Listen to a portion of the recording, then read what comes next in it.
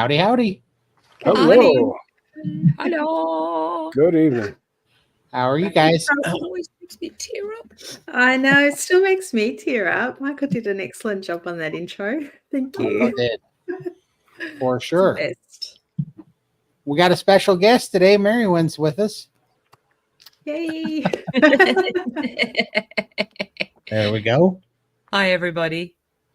Howdy, Thanks howdy. for having me along. Thanks for being here. How was your guys' week? Did you do anything fun? I went to Costco yesterday, first time in a long time, and I was disappointed. I'm never going to go on a Sunday ever again because it was just like so many people. But I'll definitely try again through the week, and hopefully there's more variety there. And in meat, the meat department was empty. Yeah, restriction on eggs at the moment. So, but it's good. It was fun. I managed to walk around, and it wasn't too bad. It was good. That was my highlight for the week, anyway. That's awesome. Well, now at least you know how far of a drive was it for you. Was it as bad as you thought? It's about 40 minutes, so it's not too bad. Like I have a car now, I can travel, so I don't mind. Yeah, the drive, and I actually didn't drive. My son-in-law did, so he went with my daughter as well. So it was good. Does he drive like Todd? Here we go. It's on. We went in my car, and he was really nervous because it's a new car, and he's like, "Oh, it's so," he was playing with all the tools, like toys on it, and it's got all the whiz bang features. So he was super careful, and knowing that I was in the car as well, no, he didn't play up or anything. He was a good driver. Oh, and I'm not. You're like Speed Racer. You're a NASCAR rally driver. You are. Jeez. Look, Speed demon. Whee! Look, did you see how they would make you make lane changes in Texas? It was pretty brutal, but Ella, Bella, and myself were sitting in the back seat, and we were all hanging onto the back, white knuckle. You should have seen Bella's face. She was like, "Oh," we're like, "Yeah, this is Todd's driving." Their life is passing before their eyes. And Listen.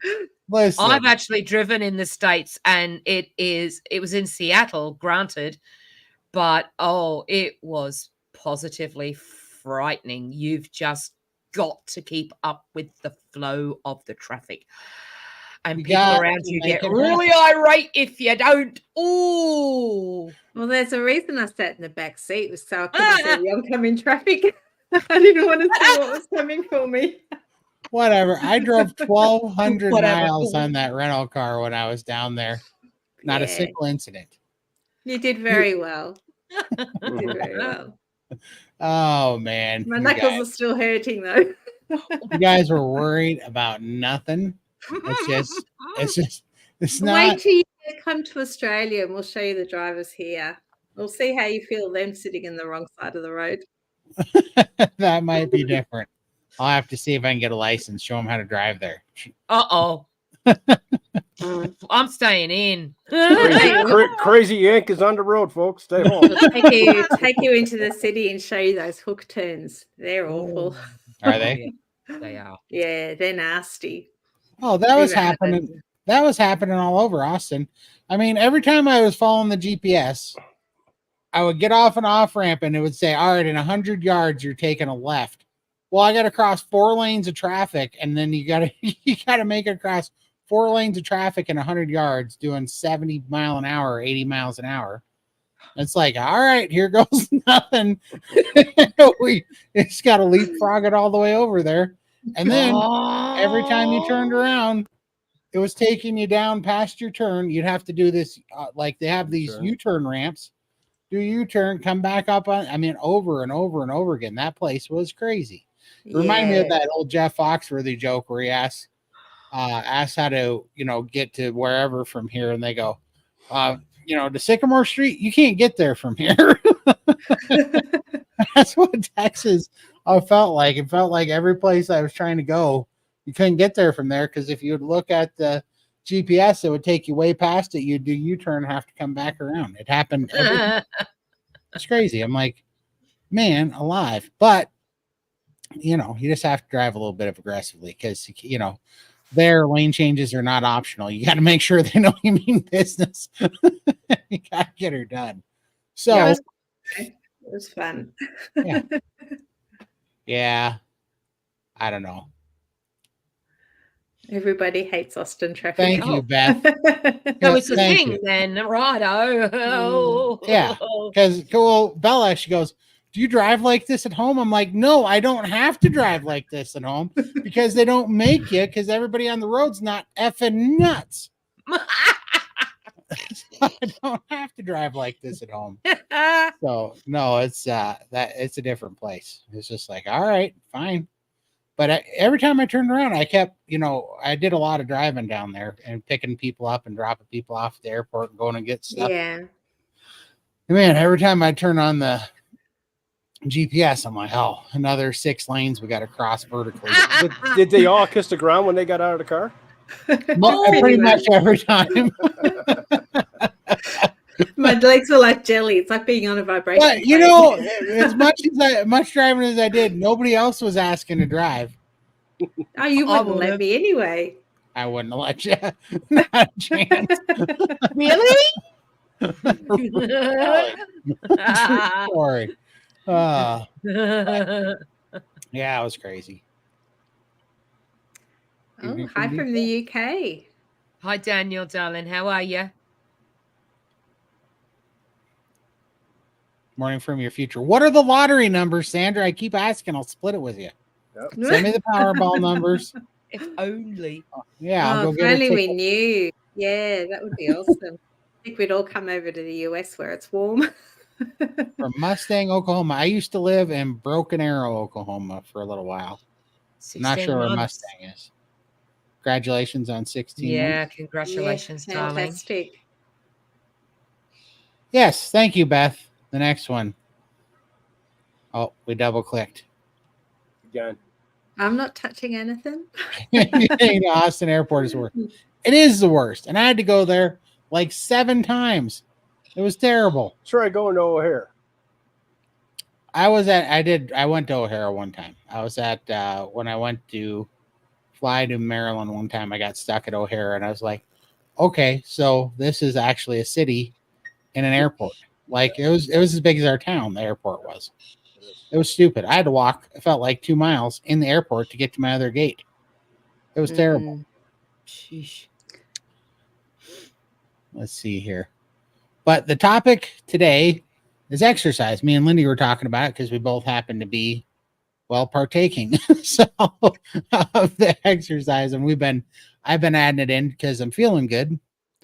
And I don't know, I've been thinking about talking about it, but I just know 20 months ago, if I would have saw a YouTube video about how to lose weight on carnivore and exercise and some dude would have been lifting weights, I would have clicked right by that one.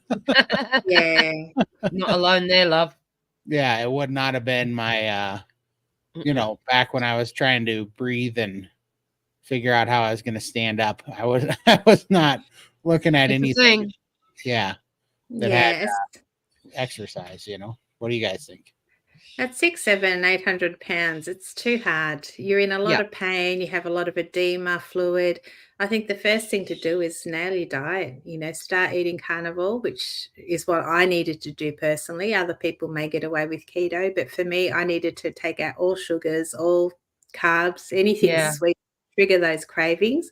So for myself personally, it had to be strict carnivore. And the only exercise I could do was like sit on my chair and put my feet on the vibration plate, and that would help sort of get some fluid out. But I couldn't walk up and down the hallway, so walking out to the letterbox wasn't a thing for me because I couldn't get down the front step. It was too difficult. My knees would creak, and it was just painful. So exercise for me just was not. I didn't even consider it for the first few months and quite a few months, and then maybe walking up and down the hallway, but still it was hard work, and balance, mobility was always an issue. So I'm 2.5 years in. Our size, our size. I mean, the exercise thing, the little bits that may work for somebody who's got a considerable less amount to lose. But when you're in the realms of where the likes of us are, that exercise is just not an option because everything hurts. I kid you not, everything hurts. And you just don't want to subject your body to more pain. You can't do it. I know I couldn't. Extra pain for me is like, ooh, no. Right. So, Well, yeah. I mean, I don't know. I have a lot to say about all of it. I mean, part of it is like Jordan Peterson says, he goes, if you want to change anything, you have to be humble enough to break things down into a small enough change that you can actually do, Yes, 100%. Yeah. Love that man. Love him. Right. Keep it simple. Keep it simple, but I love what he said, because he did, he pegged a lot of what I used to always think, because when you have something so big and you're in such bad shape, where you have to start's pretty degrading, right? Because it's you really have to get on your knees and you got to start at the bottom. So you have to humble yourself to do the really small degrading things to make the change to start somewhere, but you have to break it down to small enough things. So I was thinking about that, and then also I got a comment on my Instagram this week that was just a funny. I wasn't even in the conversation. Two people were fighting on my video, and it was just one of the funniest conversations. I wish I would have screenshotted it, but this guy said that I took a shortcut, and this other guy was arguing for me, and he was like, "What? How did he take a shortcut?" But when he came back, he finally decided the reason that I had taken a shortcut was because I didn't go to the gym and suffer to lose weight. So by that means I took a shortcut. And I'm like, right. So because I found Carnivore and Carnivore was sustainable, which meant that I've actually done it for 20 months now, which created results. That's a shortcut. And his argument was because I took a shortcut and because it wasn't hard, I'm not going to be able to keep this up and I'm going to lose my results. And I'm like, that is the stupidest thing I've ever heard, because it's easy. I am going to keep it up, and it is my lifestyle now because it's actually has to be maintainable. Be maintainable, Todd. Right. Yeah. And if you go into any kind of, for me, for instance, I know. Let's say I could go to the gym, and who'd pay to see it? Me on the rowing machine or on the elliptical, and I went 3 times a week. You got to think about whatever it is you're doing now. You're going to have to think about if you start big now, you're going to have to increase from. So, like if I went 3 times a week to start off with, if I could, then chances are later on down the track, I'm going to have to increase that. And whatever it is, the exercise regime is at the end of it, you're going to have to maintain that. It's like if you're lifting weights. Make it if you're going to do something like that, you've got to think about, okay, this is something that I want to incorporate into my life. Do you want to spend 7 days a week, 2 hours at the gym for the rest of your life? I know I don't. I'd rather maintain what I'm doing and keep it on an even keel that's manageable so I can have a life. Yeah, I think that's something we got to talk about, right? Because 20 months ago, I would have said absolutely not, because the idea of spending 10 minutes at the gym, the idea of getting in a car and going to a gym would have been out of the question. You out. Right. Yeah, like that wouldn't even work, Yeah. Right. Yeah. I mean, these were days. So, and that's what this is kind of about today, is that I am working out a lot right now. And I'm enjoying every minute of it, which is really new to the working out world. Yeah. I've worked out a lot before in the past, and I never enjoyed it. I never enjoyed it once. None of it was fun. One of the biggest reasons was because I could never breathe before, and I can breathe now. Yeah. Yes. Right. That's a huge difference. And now, but the biggest thing is that I'm healed. And now that I'm healed, it feels good to move.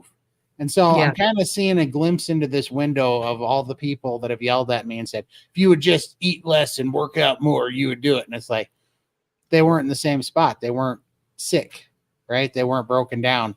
So from their side, they can't see this side of the fence. But I can kind of, I'm starting to be able to see why they think that way, because they've never felt like this, or, you know, they've never been in a spot where they're sick, you know? And so I can kind of see that. But also, it's really good news, but I don't want to get it construed, because I'm probably going to start showing some of what I'm doing in the next few months. But I've been kind of hesitant because kind of our crowd of people that are stuck in a spot, I don't want them to see that I lost 300 pounds and see me on a weight bench, and think that that's what I'm preaching, because they're just going to click off, and that's not at all what happened. But it is a testament to how fast it can turn around, because in 20 months I went from not being able to breathe, it was on oxygen, not being able to stand up. I was tachycardia or whatever, I forget what they call that, but when your heart's 107 beats a minute, I mean, nothing was working. And now I'm enjoying working out, which is pretty crazy. It actually feels good. So I think our body's natural state is to move. So to your point, I totally get where you're coming from, Marywyn, because I wouldn't ever wanted to spend 2 hours in the gym before either. But heck no. Now I am, and I'm enjoying it. That's the funny thing. It comes with time. As you're getting better, as you're losing the weight, your body wants to move more. But if you're dealing with a bunch of pain, and it's a nightmare just getting up out of bed, getting to your chair in the morning. Oh, heck yeah. So how do you want to work out when you're feeling like that? You don't want to. No, really, you don't. No, you don't. But what's fun is when you heal, it feels good to feel strong. It feels good to be able to move with ease, and it feels good to be able to lift big things that used to feel impossible, and now they're attainable. And it feels good to feel a good kind of, it really, now when I'm working out and I'm making things sore and stretching muscles, it feels like I'm stretching more than I'm, depleting. Like, there's just a total difference of, it's kind of like fasting nourished. There's a total difference of working out nourished and healed. It's totally different game. And it's a different pain as well. When you get sore muscles from working out, you just sort of think it's a good pain. It's doing good. You're feeling strong. It's all for a good thing. But when you're in pain because you're physically feeling unwell, and it's a different kind of pain. That's an awful pain to live with. But the working out pain, now that I'm past that illness, it's feeling fantastic. But then, as you're losing the weight, you've got another set of challenges, which is the loose skin. And that becomes an issue. I'm currently doing a walking workout challenge with Midlife Carnivore, Lynn. And there's a part in it where you do like a sprinting on the spot. And I have so much loose skin that I literally clap. My body is clapping. My legs are clapping. My arms are clapping. My stomach. And I get, I'm thinking the rest of the house can hear me clapping. Charlie. And it's just like, you've gone from one problem, and now I've got this other problem of this feeling uncomfortable with my body because it's making weird noises when I'm trying to exercise. So it's like people tell you need to lose weight, you got to do that, and it'll solve all your problems. No, it just creates a bunch of new problems for you. So that's my hang up at the moment, is the clapping. Better problems, because it is. I'd never want to go back to 800 pounds, but heck no. My problems are not over yet. I've still got a lot of hurdles to tackle. No, I love the clapping story, because one of the times, I've lost 300 pounds a couple of times before in my life. And one of the times I lost it was when we were playing softball, and I was down 300 pounds. It was my lowest weight I've ever been as an adult. I was 337 pounds, and we were playing softball a couple times a week. And on the weekends, we practice and we go to tournaments and stuff. And it just got to be hilarious. I looked like a melted candle, And so when I'd round the bases and I'd really dig in and really go for it, I sounded like I was cheering for myself. my whole dugout would be laughing so hard because they're like, "You're the only guy that could clap for himself with no hands." It was awesome. I was laughing so hard. It was just thunderous, and I would come in with a roaring applause of myself.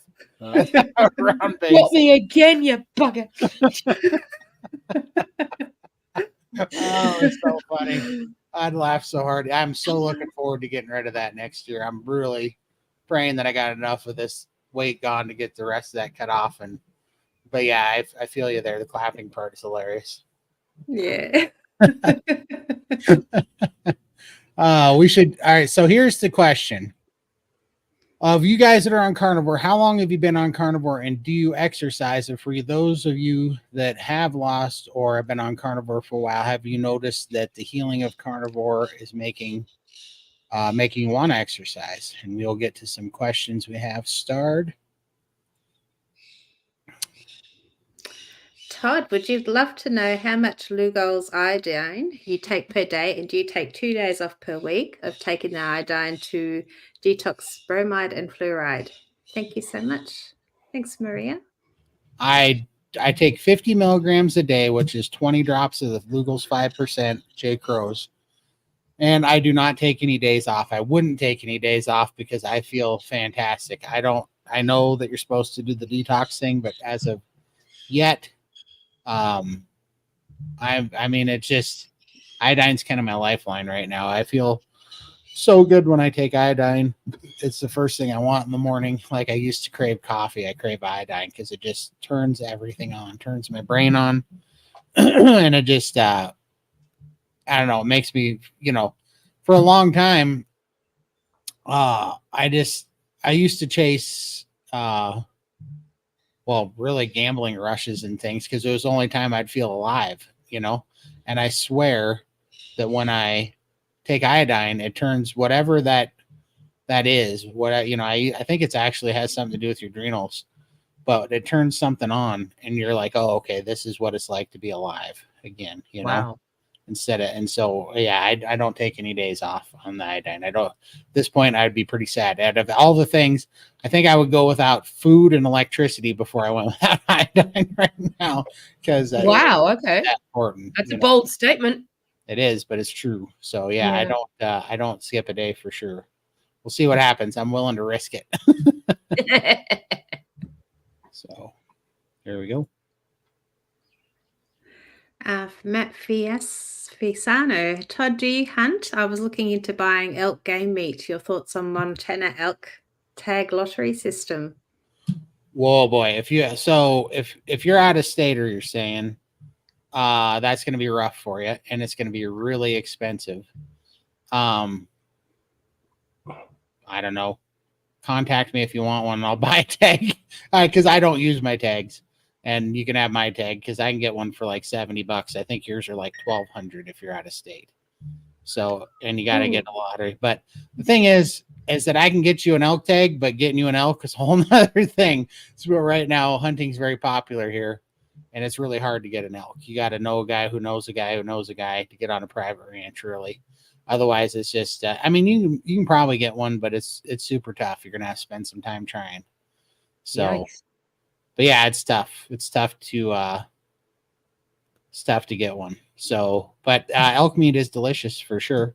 And I've never tried it. No, me either. Yeah, elk meat's wonderful. I don't like deer. Deer's gross. So is antelope. I've had venison. Yeah, not my favorite. Yeah, it was okay. The wild boar was fine. It was slightly schizophrenic coming back up. Let's put it that way. You got a gamey one.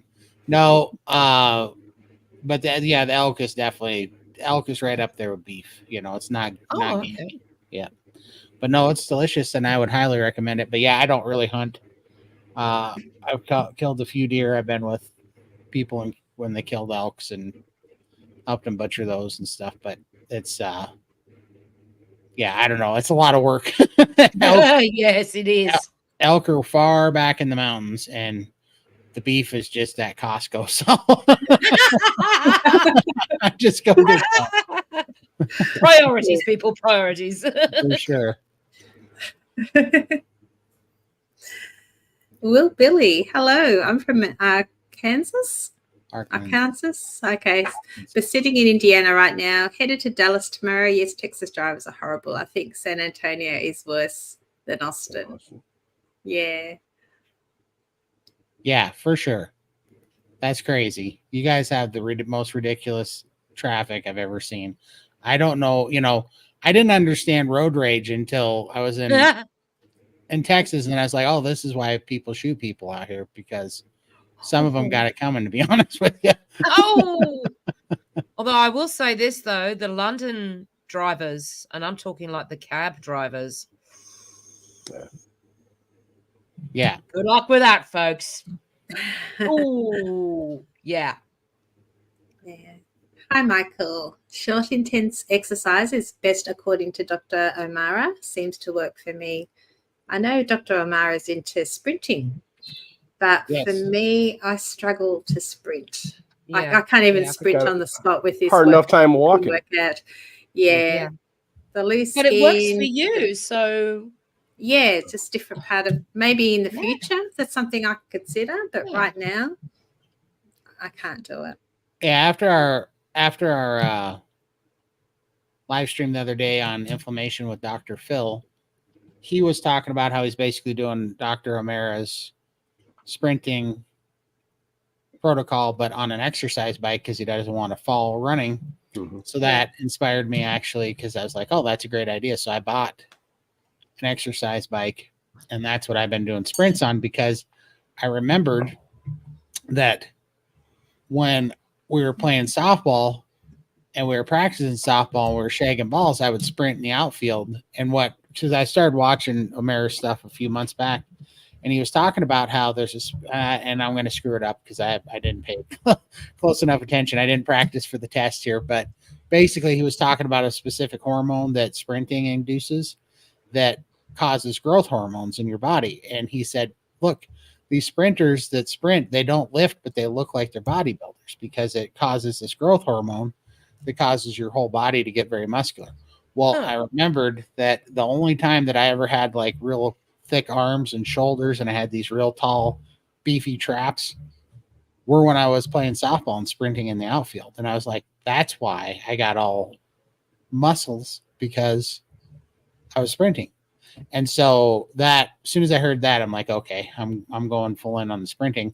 So I have been doing sprinting on the exercise bike, which has been going great so far. My legs are jello right now because I did sprinting and then I did 60 squats on the vibration plate. And now my legs are dead today, but I'm enjoying it because it feels good to be able to work a muscle so hard that it actually gets tired, where before I couldn't. I mean, my heart and lungs didn't work good enough to bring a muscle to fatigue. So it's a good sign, right? So I'm definitely doing that, and I'm looking forward to seeing how that works, because I do believe that was a success one other time in my life that I lost a bunch of weight. So I will keep you guys informed, though. Yeah, see, for me, I've only just been able to stand on my vibration plate because of the weight limitations. And I've done it twice. Standing still for me right now is out of the question. It just hurts way too much, and it's not a good hurt. So I have to sort of rethink how I do things. So, I'm going to start small and just walk around, because we've got a pool table. I'm going to walk around that every day. I'm going to increase the movement every day until I can get to a place where standing still, because I know that if you're standing on the vibration plate, it is apparently easier to bend your knees a little bit. Yeah, that ain't happening. Yeah. That ain't happening, because when I walk, my knees are locked. They have to be to carry me. Otherwise, I'm stuffed. I'm a heap on the floor. So as much as I would love to continue standing on the vibration plate, I have to sort of backtrack a little bit and think, okay, well, standing still's out. Maybe just go around the pool table for a week, once every day for a week, and then next week twice, and so on and so forth, until, I can get to a place where I can bend my knees again. And I've just got this carnivore lifestyle has got so much to heal in my body. You know, I can't think about increasing too much now when it's only just started to heal. The body's only just started to heal. It takes time. Yep. Oh gosh, yeah. And it's, as we were talking about before, it's all about keeping this lifestyle sustainable. If you push it too fast and you're not ready to, you're gonna stop, and you're just gonna give up. And then that could cause you to give up with your carnivore or whatever, because you just feel like a failure, and it starts that spiral. So you just have to take it slowly. You know, every now and then jump on, stand up on your vibration plate.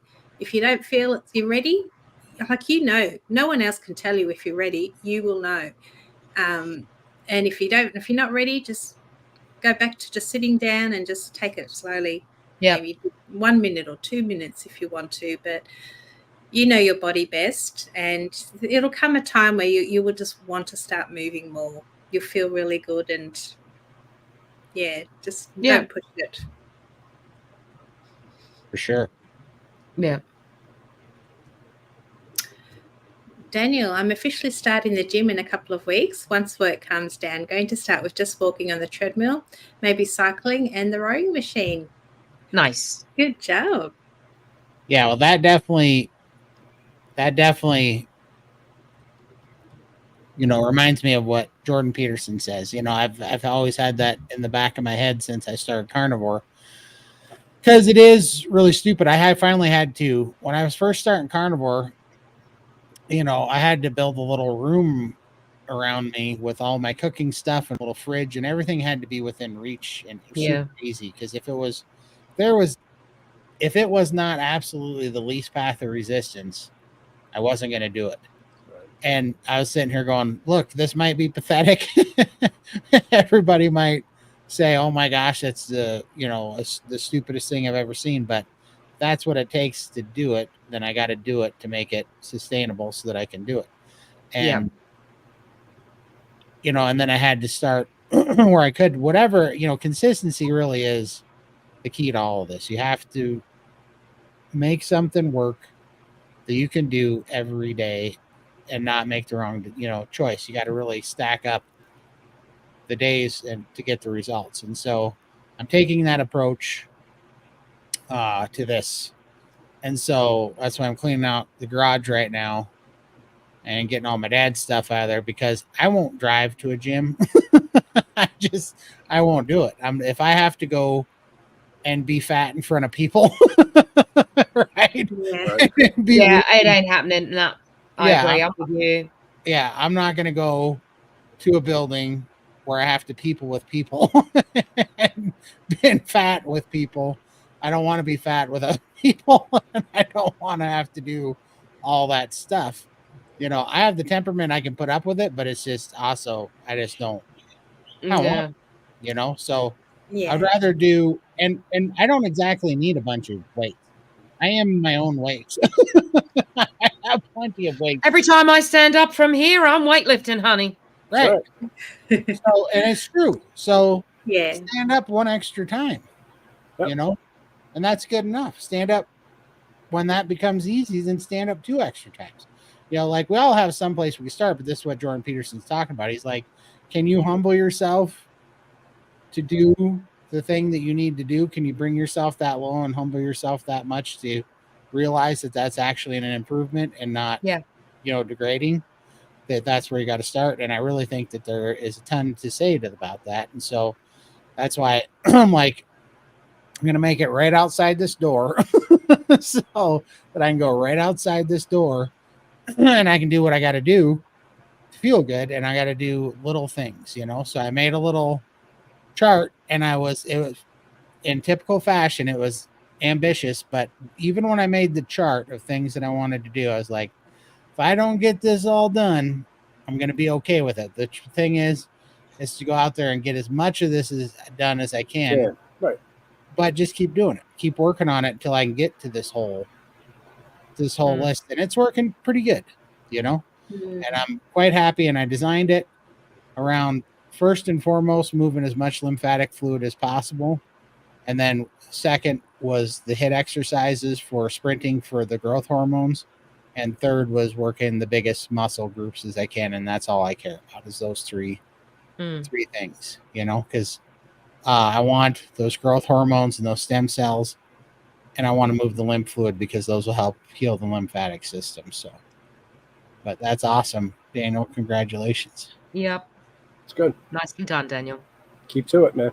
You got it. Hi, Beth. I broke down and ordered a cheap walking pad. No way I'm going to walk in this Texas heat humidity. Should be here tomorrow. Yeah, those walking pads look pretty cool. For sure. Yeah. Yeah, I've seen quite a few people using them. Let me know how that works because I've seen those too. I'm going to have to look it up. What is a walking pad? They're just It's those like little a treadmill, but it doesn't have the handles or anything. It's just a flat pad. I think Dr. Right. Yes. Wiedemann uses one in her house. So you can slide it under your bed so it's out of the way. Right. I've got my mum's treadmill. It's a huge monster and it takes up so much room and it's clunky and I don't like to use it, but yeah, it just sits there and I hang clothes on it. Everything must have a use. Yeah, I need to use it, but it's too cold to go walking. I should really use it, but vibration plate and my rebounder is what I use at the moment. I mean, I used to go to all those bad diets that I used to go on. I did the jazzercise thing. Although I will say the jazzercise, I loved it. Oh my gosh. I still love jazzercise. But I used to go to the gym and stuff like that. And I honestly I don't know, exercise for me has become I'd rather do that at home privately kind of deal. Yeah. Like Todd, I'd rather have all the equipment in the garage and do it here privately. It's just, I don't know. I don't think I could do that sort of outgoing thing and go gym membership. No. And maybe it's because we've been so large and worried about people, looking at us and judging us. And I don't think that's ever going to leave us, that feeling of people judging us. I actually have a few ways I deal with things like that. Just, but for the most part, depending on my mood, if I'm feeling a bit sassy, and those looks you get the, and they follow you. So depending on my mood will depend on whether I say nothing or if I pipe up. And if I do pipe up, it's usually along the lines of, take a picture, it lasts longer. You're doing it wrong. I go up to them and I dap them up because I think it's funny. I love the ones that stare so much they don't look where they're going and they end up falling base over apex. Right. That's gold. I'm like, that's funny. Sucks to be you. Yeah. People are cruel. They don't get it, never will. You have to change your mindset and do some kind of movement, not always at a gym, but activity you can grow on from. Yeah. And when you're large, you just have to start small. We can't do the big things and go to gyms, and there's no need to. Carnivore does so much to heal, and it gets to the point where your mind just says, I think it's time to start moving, and then you start walking a little bit further up the hallway. Like when I come down to this end of the house, I would stay. If I had to go up there, I could not. I just like, it can wait till tonight, because the only reason I'll go back up there is to go to bed at night. I could not walk up and down the hall. Now, I don't even hesitate. If I need to go put washing on or whatever, I can walk up and down the hall 50 times in one day. It doesn't faze me. But before, it was just too difficult. It's too painful. I was worried about my balance.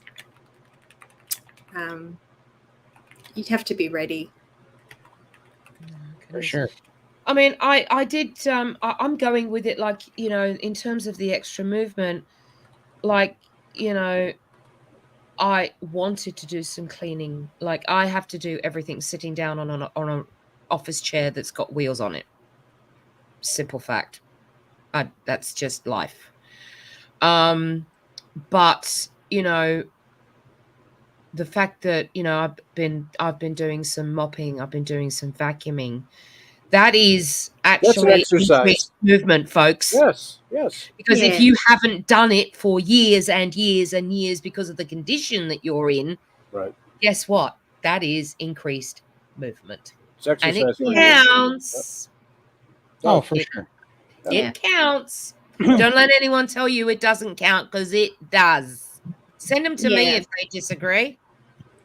Well, I had a chair in the kitchen. I had a chair in the laundry, and I would walk from chair to chair. So my exercise was walking from one chair to the next chair, and I'd have to sit down to do the dishes. I couldn't stand. It would be too much pressure on my back, and my stomach was in the way, like bending. It was just, and then I couldn't hold myself up. I wasn't strong enough to carry my weight, to stand in one position for too long. Now I haven't used a chair in the kitchen for months now. And it feels so good. I'm looking forward to that. Yeah, it's just really good. Family would come over or friends, and, we'd entertain, and I'd cook for everybody. But I'd be sitting on the chair, they'd be standing on the other end of the bench, standing up, watching me cook while I'm sitting down. And that was embarrassing. I wanted to stand up and be on their level and talk with them. I couldn't do it. Oh, yeah. And then I just didn't want people coming over because I was just ashamed. For sure. Daniel, when I was younger, I was told as long as you keep your BPM above 140 for prolonged periods, you will lose weight. So I wonder if you can make your BPM above 140 while sitting. Are the results the same? I don't know. I mean, I've seen a lot of these chair yogas and chair exercise thingies. Surely that would do something. Oh, for sure. Because again, if you've not done that before and you start doing it, it's movement. It's exercise. I do think working your arms and your legs sitting down would be good, because it will help to circulate that lymphatic fluid. And I think when you've got the edema, that's a big thing that puts a damper on everything, and it sets you back. So getting rid of that fluid would be paramount. So yeah. I kind of built a little system just playing with things that work, and so now the first thing I've been trying to do in the morning is get up, and I do that Wim Hof breathing, and I'm very encouraged by that because, one, this might not sound like a big deal to anybody else, but to hold my breath for a minute and a half, and I've actually been able to hold it for 2 minutes now. I actually did it once for 2.5 minutes, but that was a little bit far, but I'm still working on just doing it consistently at 2 minutes, but a minute and a half now I've conquered, which is crazy because with the breathing problems I had my whole life, I couldn't hold my breath for 20 seconds before. So it's pretty huge for, because I used to be so out of oxygen, so that's been great. But the biggest reason that I'm doing it, it's good to oxygenate your blood before you work out, but also Wim Hof breathing opens up your diaphragm. And for us bigger people, right there in the waist wall, and I think anybody with compromised lymphatic system, but especially if you have a lot of weight on your waist, you got to move the diaphragm to make some room for the lymphatic fluid in your waist. So that feels really good. So I've been doing that. And then I go immediately and I do 10 minutes on the shake plate on my legs. While I'm doing that, I do calf raises and squats on there and try to pump that stuff out. And then when I'm done standing on it for 10 minutes, I get down on my hands and knees and I put my forearms on it for 5 minutes, because that loosens up the thoracic ducts in your armpits. You might want to start with that first. Loosen this up first. When I used to go for therapy, they would always start in the upper body first. Okay. Because the fluid's going to work its way up. So I would do your upper body first. That I've been doing the lower ones so that I can get shook up enough to get on the floor. No, I know. Well, a little stiff, but no, that brings up a good point, because then when I'm standing on it, because ultimately you got to get everything to the thoracic duct if you're going to get that lymph fluid out of you. Right. It has to come through the thoracic duct. So, but yeah, if I may talk about the diaphragm. because that's my wheelhouse, because that is a singer's boiler room. Right on. The diaphragm strength is absolutely the most important thing, because it's going to help support the air in your lungs to sustain you through walking distances. It's going to sustain you through exercise regimes, whatever it is you're doing. For a singer, it helps sing those long darned phrases that seem to go on forever. Case in point, do you honestly think Whitney Houston could have sung and do all of that in one breath if she hadn't have been using her diaphragm? Right. Madonna could not do all the dancing around that she does on stage. I mean, okay, she has a backing tape now, but in her younger years, there's no way that she could have done all of that dancing around if she didn't have support from the diaphragm, because it keeps the voice steady. Doing exercises for just the diaphragm alone, given that it's there at the highway system of the lymphatic system, yes. And probably the reason why my mother was able to at least move around to the degree that she was, because she was a big girl. The fact that she was a singer and she was breathing and using her diaphragm was probably helping keeping some kind of lymphatic system flow. But if you guys are struggling and you're like, just start doing some diaphragm exercises. Get that boiler room sorted, and it will it'll serve you well. Have you ever done any Wim breathing? I have. And once I realized what it really was, I'm like, oh, well, lately I've actually been doing breathing exercises because I've been singing just a little bit more. And because of how I've been taught to sing, I can't not do Wim Hof. Right. Oh, nice. That's awesome. It's just how it is. Yep. So it has a very strong relationship with singing. That kind of breathing. It works well. Works very well. Yeah. Oh yeah.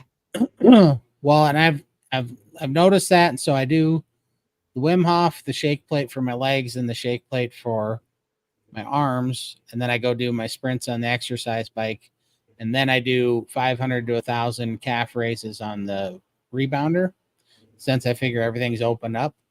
And then I come back, because then I usually have lactic acid, and then I do another 10 minutes on the shake plate to try to get the lactic acid out. And by doing that, my legs the fluid in my legs have come down to about half. Like, it's pretty crazy how much fluid has come out of there. Just doing that. And I don't do the bike sprints every day. I do them every other day. And then the every other day that I'm not doing those, I do sprints on the hip axle, because my idea is that, well, I'm going to pump the legs one day and try to move lymph fluid. And then I'm going to pump the arms and upper body around the thoracic ducts the next day. So I've been splitting off, but those are working. And what's crazy is it's pretty crazy, because after now doing Wim Hof breathing in the morning and I get on the shake plate, I usually have to go run and take a pee that quick. And I'm like, oh, wow, I just moved some fluid that fast. Yep. Yeah, and I'm like, okay, can confirm. So yeah, it's been a good little regimen. And then that's in the morning, and then at night I lift, and I do the shake plate before and after I lift too, just to try to keep it's a good warm up to get your muscles loose. So it's been working. Let's see, did we do this one yet? Hi, Josephine. I think that's why I don't want to go to gym. I would like to do more fun activities. Beach, love to rollerblade again. I have started lifting weights at home, making life sustainable. Yeah. Absolutely. Yeah, the gym's not for me, but I'd love to go hiking. Find a little trail somewhere, with a pretty forest or something, and just walk along a trail. Yeah. See some ducks, see some birds. That's kind of my kind of exercise, just getting out in nature again. Exercise can be done anywhere. It doesn't just have to be in the gym. You know, Yeah. walking is one of the best exercises. Swimming, where people our size, swimming is one of the best. It's the lowest impact for our joints and stuff like that. That's what I want to get back into. I love swimming. I love swimming too. The only thing I'm worried about is because I know that it is just to feel no strain on my body while I'm in the water. That would be nice. But this is where my head is at the moment. I'm worried about when I get out and that strain actually comes back. Right. When you get out. That would be I have a real mental block with that because I remember how much that used to hurt me, and it would hurt even more now. Right. So so that's what I mean. Eating meat is easy. It's so easy. It's all this other stuff, folks. Oh my god. Yeah. It's a lot. It's a lot. For sure. Well, we've got a lovely hot tub now. My husband bought it for our anniversary, and I can now get into it, which is wonderful. And I can lie flat in it. So lie on my back and float. So I do leg exercises and things like that. But it's empty now because it's freezing outside. I won't get in the cold. But looking forward to, probably November, filling it up again so we can use it. Oh, I'd love a hot tub. Yeah, it's just so nice. Because I don't like to swim in public or be around people in bathers. I feel uncomfortable. People are going to look and see all the loose skin. I'm embarrassed by my loose skin. I still hide in front of the family.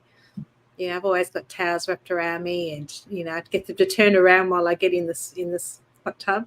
Like, I just don't want people seeing me. No. So. No, I feel the same way. I'm very self-conscious. And you do see a lot of people parading their blue skin on Instagram and that, and the comment section, they're so nasty. And I'm applauding these people for finally finding their way and losing the weight. Why be nasty? Just move on. If you don't like what you see, just shut up. Move along. There's nothing to see here. Yeah, just shut up. Just shut up and go somewhere else. I mean, you don't have to look. But I don't know. I get excited when I see a moron in the chat. It makes me happy. Like, oh, this is gonna be fun. Oh dear. Your attitude. I wish I could be more like you, but I still take offense, and then I loosen up again later. But when I see something, I always it does hit the heartstrings first. Yeah, absolutely. It feels so much better, Carnivore Hercules. 100%. Yeah.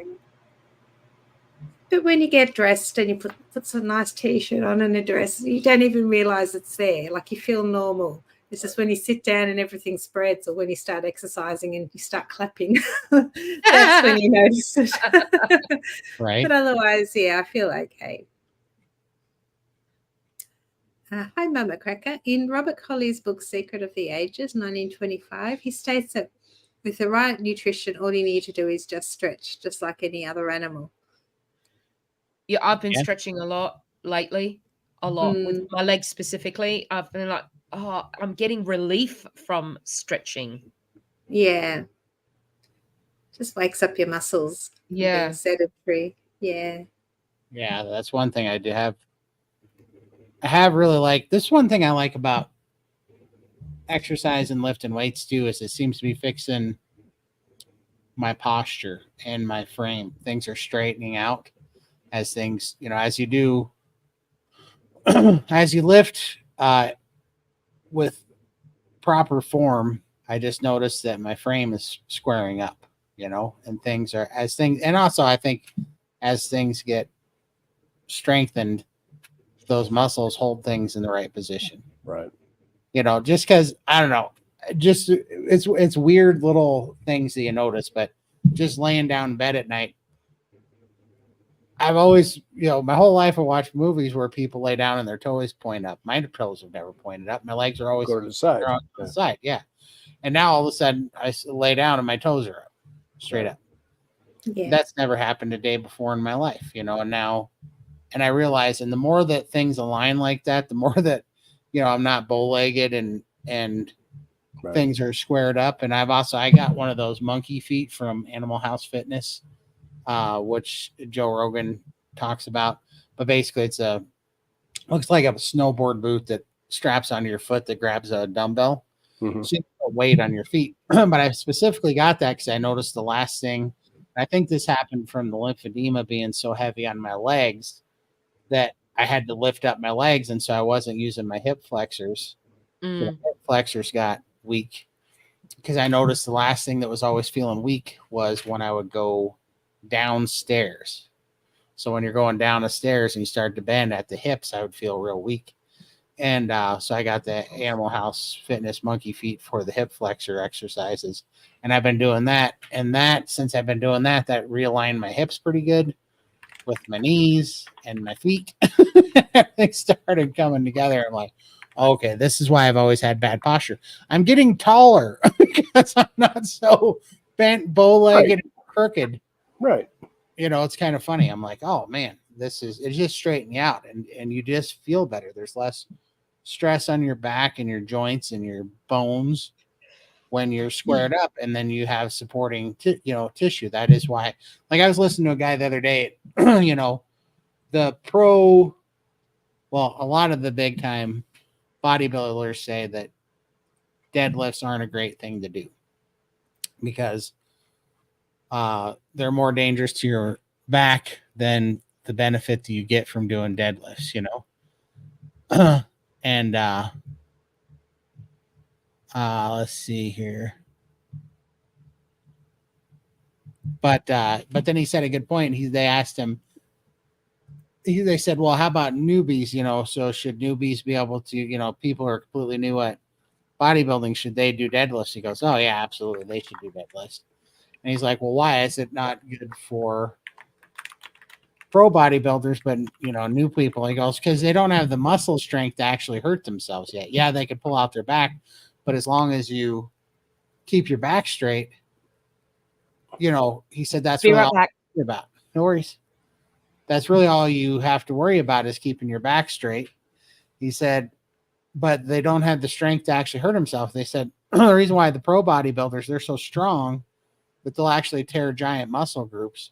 But he said when you're first starting out, it's such a plus just to be able to deadlift 250 pounds, because he said most people get hurt when they're lifting their 3-year-old kid up or whatever.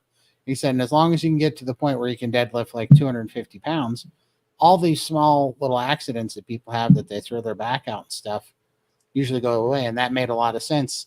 So I guess what I'm saying is, it seems like there's a certain amount of muscle that everybody should carry and have, and it'll keep your posture and your frame square and strong, keep you pretty healthy, and it doesn't actually take all that much. It's looking like, because I've wondered my whole life if my frame was going to be always out of whack carrying all this weight. And I've been surprised to see that everything's lining back up. So yeah, well, I could never lie on my back. My back seemed to be arched and then just lying down flat, and I just felt like my weight was crushing me. So I was always on my side, and I still sleep on my side. But when my hubby leaves in the morning to go to work, I always roll onto my back, and I love it now. It just that feeling. But my back used to ache. I couldn't do it. Right. So I think my spine was curved, but now that seems to be shifting, and it actually feels nice lying on my back now. For sure. Yeah, I sleep on my back too, and I don't have the back pain that I used to have. I don't have, I used to wake up at night and I was sore, Yeah. Like you'd wake up in pain and you'd have to try to move, but nothing felt good. Right. That's all gone now. I just sleep and I wake up, and it feels good to be able to sit up and not be stiff, just sit up and go, oh man, that feels good. I feel young again, It's so freeing, right? Yeah. And I mean, it puts your whole day off to a better start too when you don't wake up feeling like you got hit by a bus. Miserable. Right. Yeah. Right. Yeah. It really is. Sandra, gyms aren't carrying the sort of insurance that makes them want disabled people on their premises lie on the form.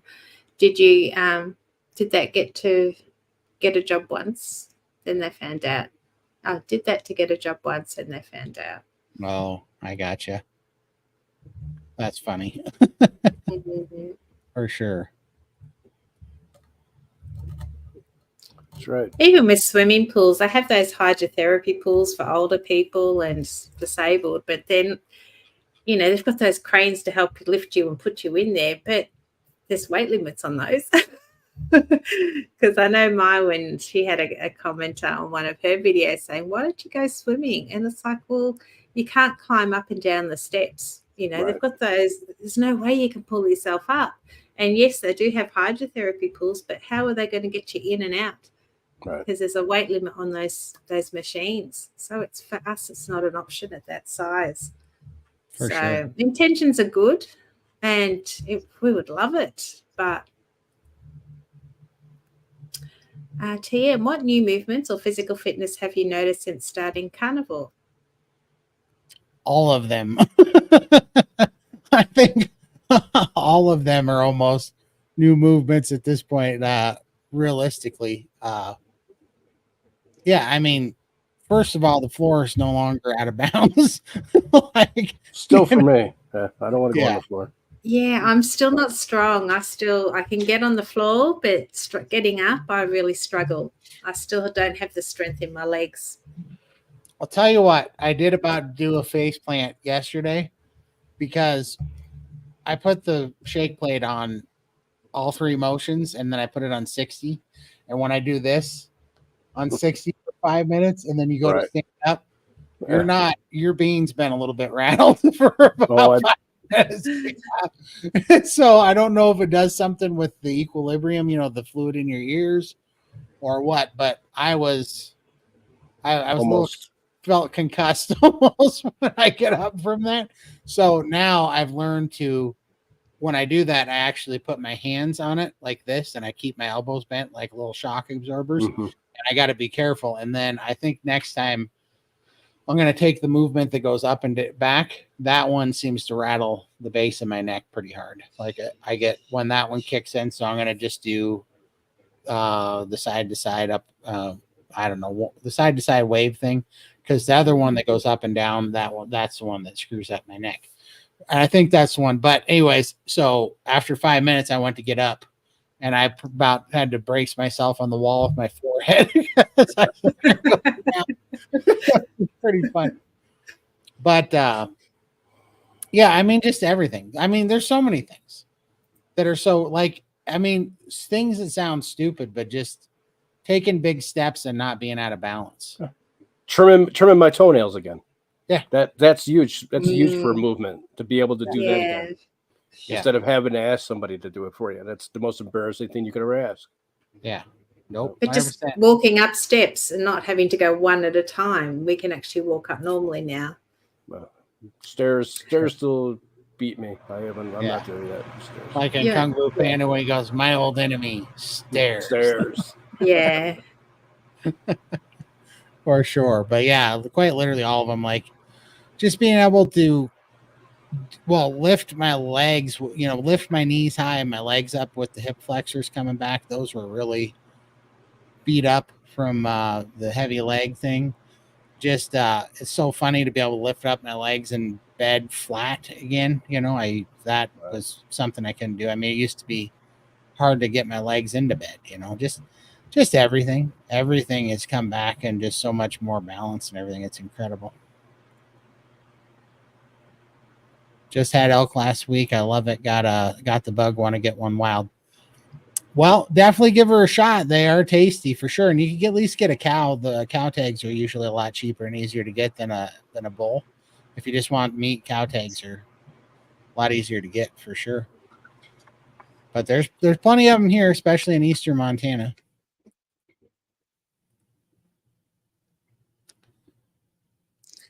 Hi, Slovene Life School. Thank you so much for all that you were sharing. I'm feeling so much encouragement. Oh, you're welcome. The PhD. Glad.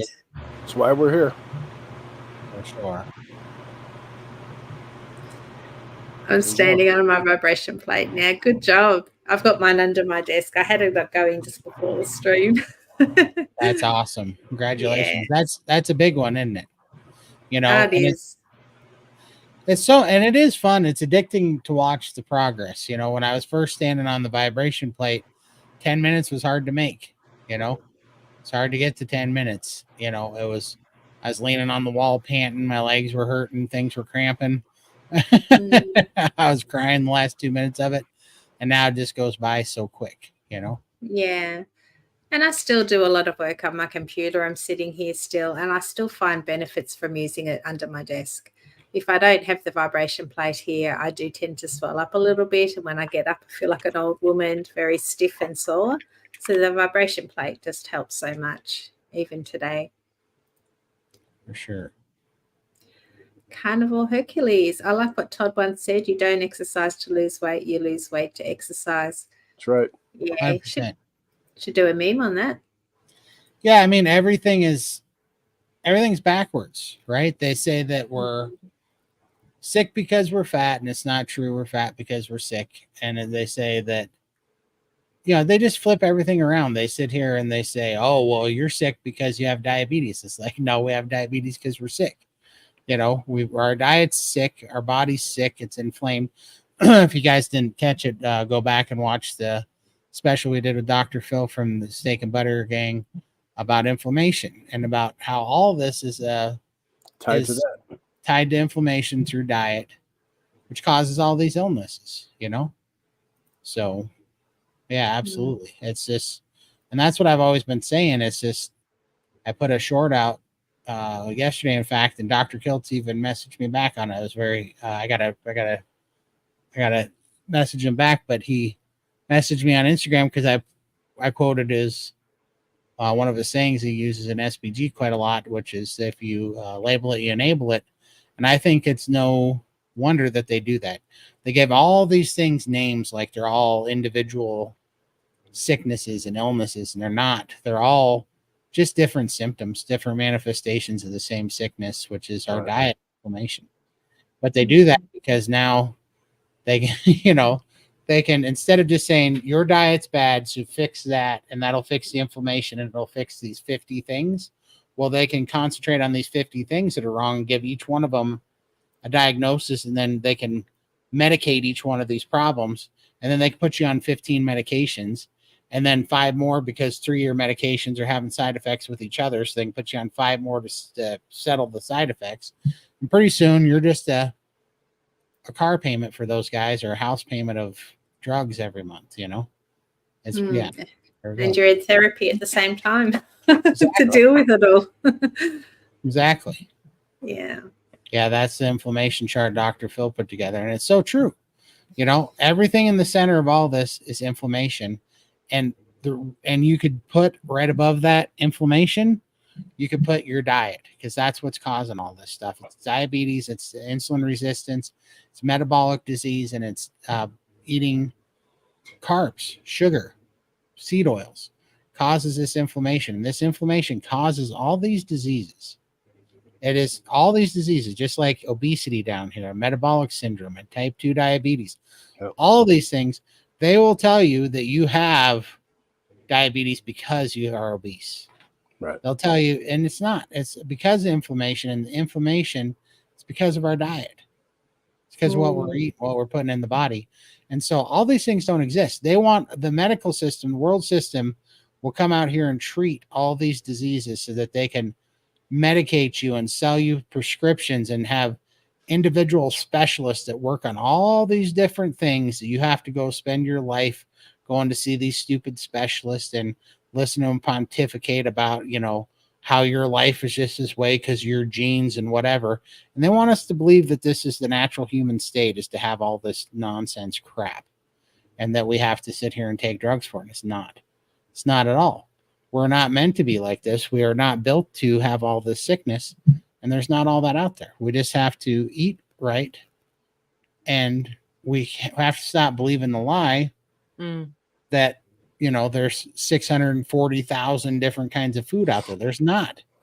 There's not. There's meat, there's dairy, there's animal products. That's it. And there's, you know, there's some fruits and vegetables out there, but that, even with the botany and everything that they did to the fruits and vegetables, it's not ideal for us. We don't need them. It's not essential, you know? So we just been lied to. And then they'll say, oh, it's too restrictive. It's like, why the hell is it too restrictive? It wasn't restricted for about 100 years ago since the beginning of time before that. It's only because you put all this crap out here and told us we need, mac and cheese and all this processed stuff that's man-made. Yeah, it's all this crap. It's not our natural. It's, as Ken Berry would say, it's not the proper human diet. It's not what we were built to eat. It's not for us. They're poisoning us, and they're telling us, they're playing us so stupid that they're saying, oh, well, you don't want to be restricted. You don't want to miss out on quality of life by not being able to eat all this stuff. And it's like, no, what's missing out on quality of life is not being able to breathe or walk or think or sleep. Right. Agreed. Or get outside to enjoy yourself a little bit. Yep. Just to have a life. Yeah. 100%. Right. It's funny because, in the last week or so, I've been starting to transfer videos and stuff of my mother, who was an opera singer. And I have a very large archive that I have to get through, like a lot. And, to be able to get to a place emotionally and mentally where I can actually watch her now is wonderful. But, I see now when I look at her, because she was definitely a poster child for lymphedema and lipedema. I'm sorry, she just was. And to have an understanding of the pain that she was in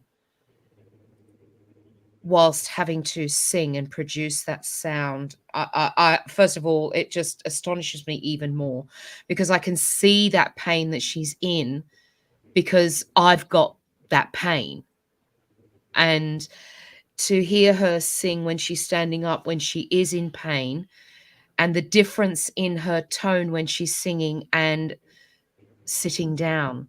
I mean, it's like listening to almost two different singers because she's sitting down, she's comfortable, she's not in pain, and the sound is just completely different. I can hear it. And, and to think, at the time, Mum and I would just put it down to us being fat when actually that wasn't the only reason. Later in life, she did get type 2 diabetes. And, she went back as far as she could remember. And there was no diabetes in her family at all.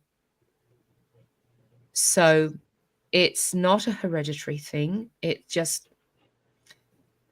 that it happens because of the rubbish that is out there on the shelves, the sugars and all of that. It's ridiculous. And when I think, she'd have been 91 this year, but when I see these videos of her and my heart just aches, and I just wish we had the knowledge back then in the 90s when Mum was alive. It would have been a game changer for her, and yeah, it's just amazing to look at those memories with carnivore fresh eyes, if you like. Yeah. It really is quite sobering. It's Yeah, quite for sure. sobering. Yeah, bless her heart. For sure. Is there a time limit on the vibration plate? I use mine constantly when I'm sitting at my desk. As soon as it twitches off, I turn it back on Turn it again back because I up. just love it. Yeah, I'm starting to do that too with my morning stint. Sometimes if I do a 20-minute stint, and if it's like, and I do another 20 minutes straight after.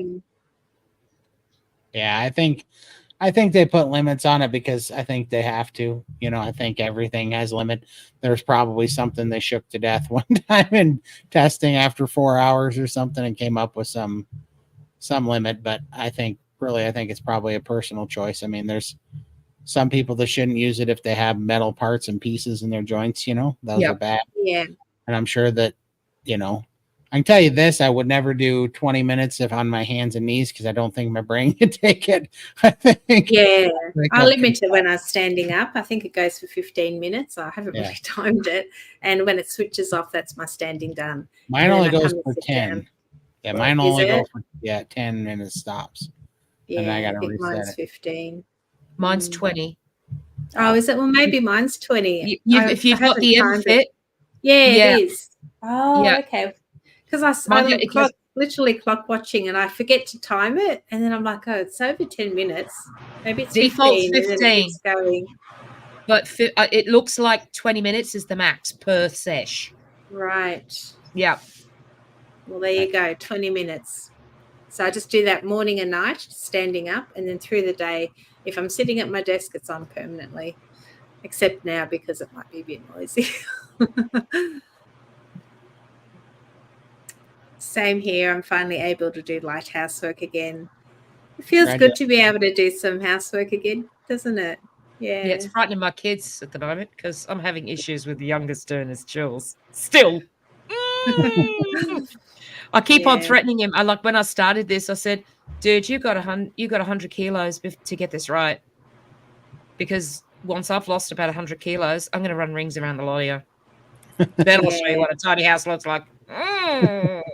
And the kids and the husband, they don't do the housework like you want it done. It's always better to do it yourself. Not even close. Yeah, when I clean, everything's spick and span and spotless, and I just feel so cool. And then my husband cleans, there's like still piles of dishes and things everywhere. And Ella, oh my gosh, don't even ask. If you do the dishes, do them all. And not just the ones that you used, right? Oh, he soaks everything. Everything has to be soaked. I'm like, just use a bit of elbow grease and scrub it. He's buying time. Yeah, that's all he's doing. Oh my gosh. And hoping somebody else comes along and does it for him. Yeah. Oh my God. I soaked it for you. Yeah.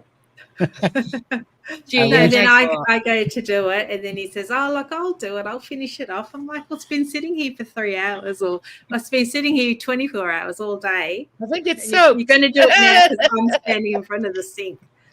No, I'm finishing it up now.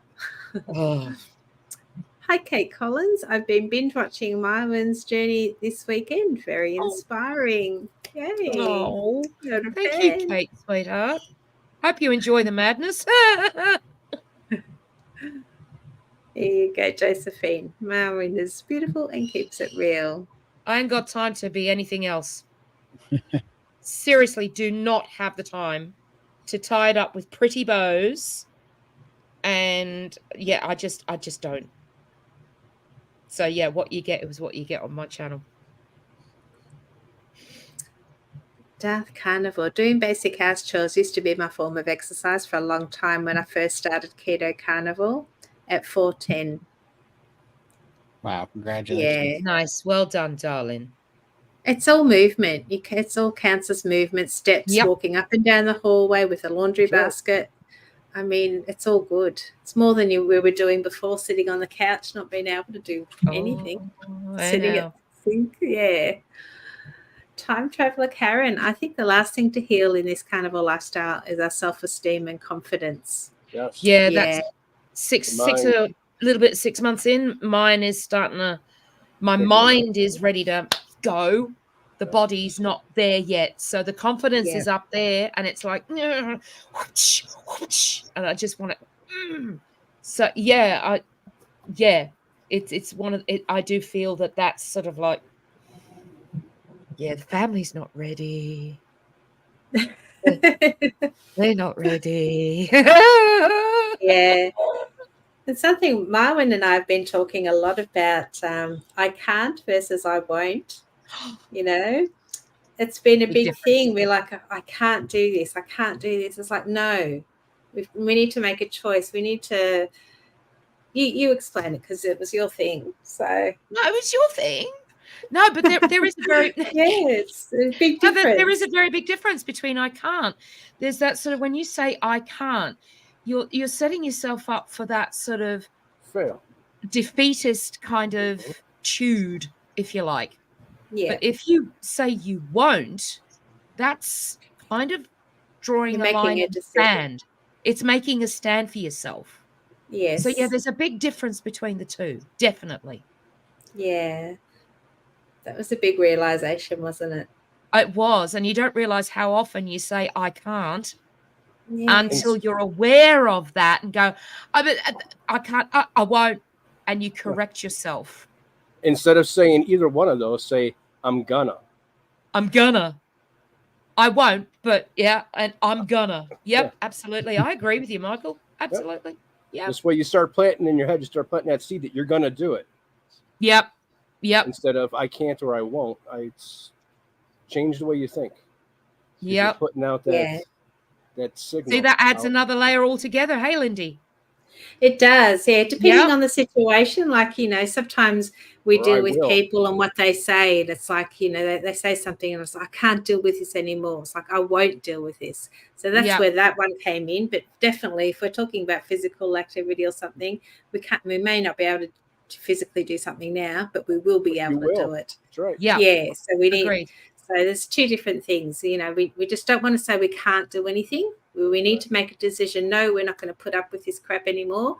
Yes, we are going to try and better ourselves to do this physical activity or whatever it is. So Self-talk and self-tough love. It is. Yeah, we need to push through a little bit. Bit of tough love sometimes. It can't be kind to ourselves all the time. Hi, Marla. A bit off topic, but Todd, do you take 2 days off per week from Lugol's Eye? Oh, we've had this one? Oh, Or is this a different one? That was the It's a first. different one. Yeah. Is it the different one? No, no, I days off. definitely do not. No, I'm addicted. It's crack to me now. So. But no, I've heard that you're supposed to, but I do not. I have not done that yet at all. Finally, pretty much pain free after 1 month of carnivore. Congratulations! Nice, That's awesome, darling. Lori. Well done. That is incredible. Healing is so more important than the losing the weight. We all need to lose weight, obviously, but the healing part of this journey is definitely what we're aiming for. Daniel, what is everyone's opinion on larger people losing weight? Would you advise losing weight first and then exercising at a safe weight, or just start exercising and dieting at the same time? Depends on definitely. how much pain you're in. Lose weight first. Yeah, I would say lose weight because here's the thing.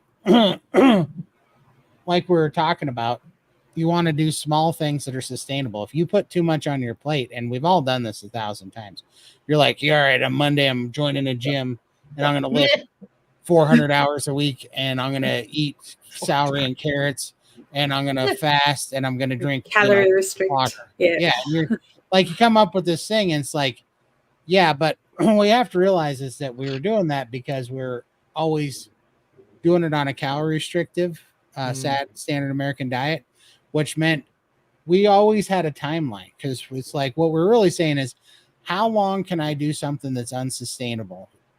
And the answer was not very damn long. No. So we were in a hurry. We're like, we got to get this done. We're on a clock, because basically I can only hold my breath so long. I can only white knuckle it and hang on this ledge for 6 months, for 9 months, for 3 months, whatever. So we're always trying to get the most done in that short period of time, because going into it, every ounce of our being knew it wasn't sustainable. So we're trying to get as much weight off in the unsustainable amount of time that we were actually going to be able to hold our breath and do it. And this is not that same thing. This is do one thing that's consistent, that's going to be your new life. Yeah. Is getting rid of sugar and eating fat and meat. And once you have that under your belt and that's not a struggle, then add some things in. And, you know, what your objective is not even to lose weight. Your objective is to eat carnivore, and your objective is to heal. And then when you have that under your belt and that's working for you, then your objective can be to get strong and in turn burn body fat, you know? But it's got to be in that order, because otherwise, if you put it all on there, and you're going to stress yourself out so much, you're going to crack, and you're not going to make it through. You need to save all that for when the carb monster comes, and you got to fight him off for the first few months, you know? Yeah, give your body a go. Give it a chance. Otherwise, one of my phrases I use around here is I have no interest in busting my foo-foo valve.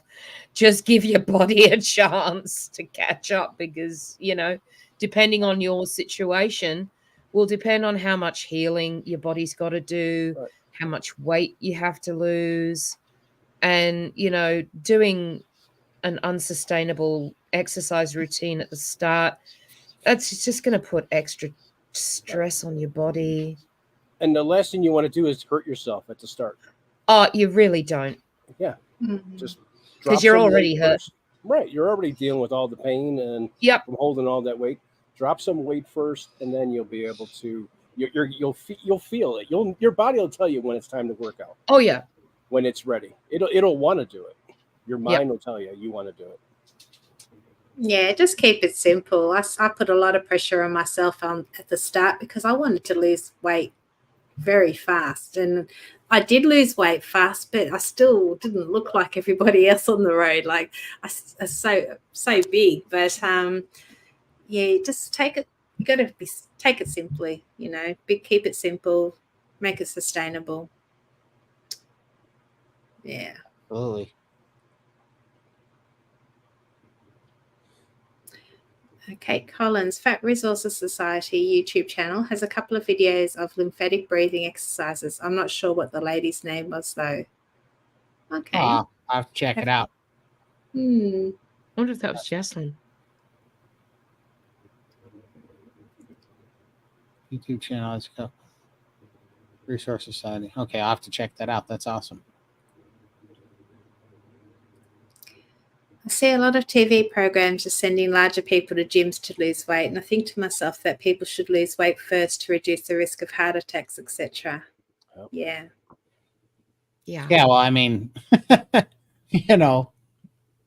think about the state of inflammation and the building blocks that, if you're if you are in a pretty bad spot and you're pretty out of shape, got a lot of extra weight and a lot of extra inflammation, think about just how your tissue is feeling. Just think about, how inflamed and how weak and how tattered and the crappy building blocks that your tissue is made out of at the time. You need to replace that first. You need to give your body the nutrients and time to heal. That's why the Steak and Butter Gang's priming protocol, I think, is fantastic, because they concentrate on healing first, even if you gain weight at first. Which, by the way, it's not a new thing, right? Bodybuilders have been doing this. They just called it a bulk. And I mean, fighters do this because they know that they have to build up their metabolism and feed their body and fuel it before they can cut. And so this has been around a long time, right? And I mean, even biblically, feasting and fasting is a biblical thing. I mean, we have seed time and harvest. We have summer and winter. We have seasons. We are built to go through these cycles of replenishment, nourishment, and then, strain and struggle and exercise that keeps us fit. I mean, that's a fasting season, feast and famine. So that's been around for forever. It's what we're designed to do.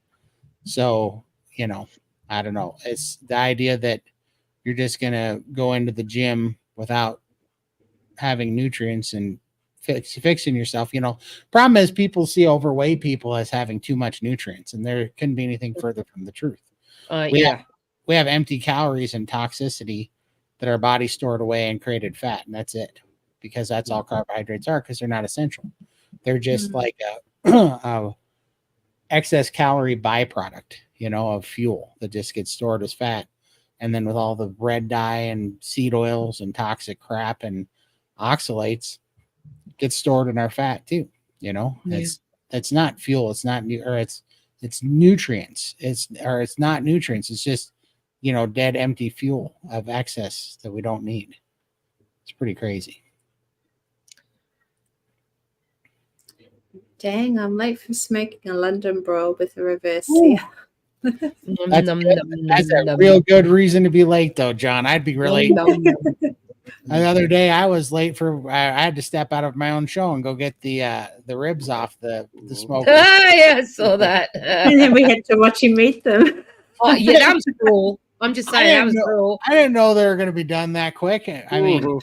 sacrifices were made, Yeah. John. 9 o'clock in the morning, he was figuring out what time do I need to start this so to be ready halfway through the show. We're on to you, Todd. Yeah. Planned and Sacrifice. rude because we weren't invited over. Rude. Actually, I did figure this out today because, Uh-oh. I'm not a very smart man, but eventually it catches up to me. So I did ruin a chuck roast and a brisket because I was trying to smoke them to temperatures that everybody's telling me to smoke them to.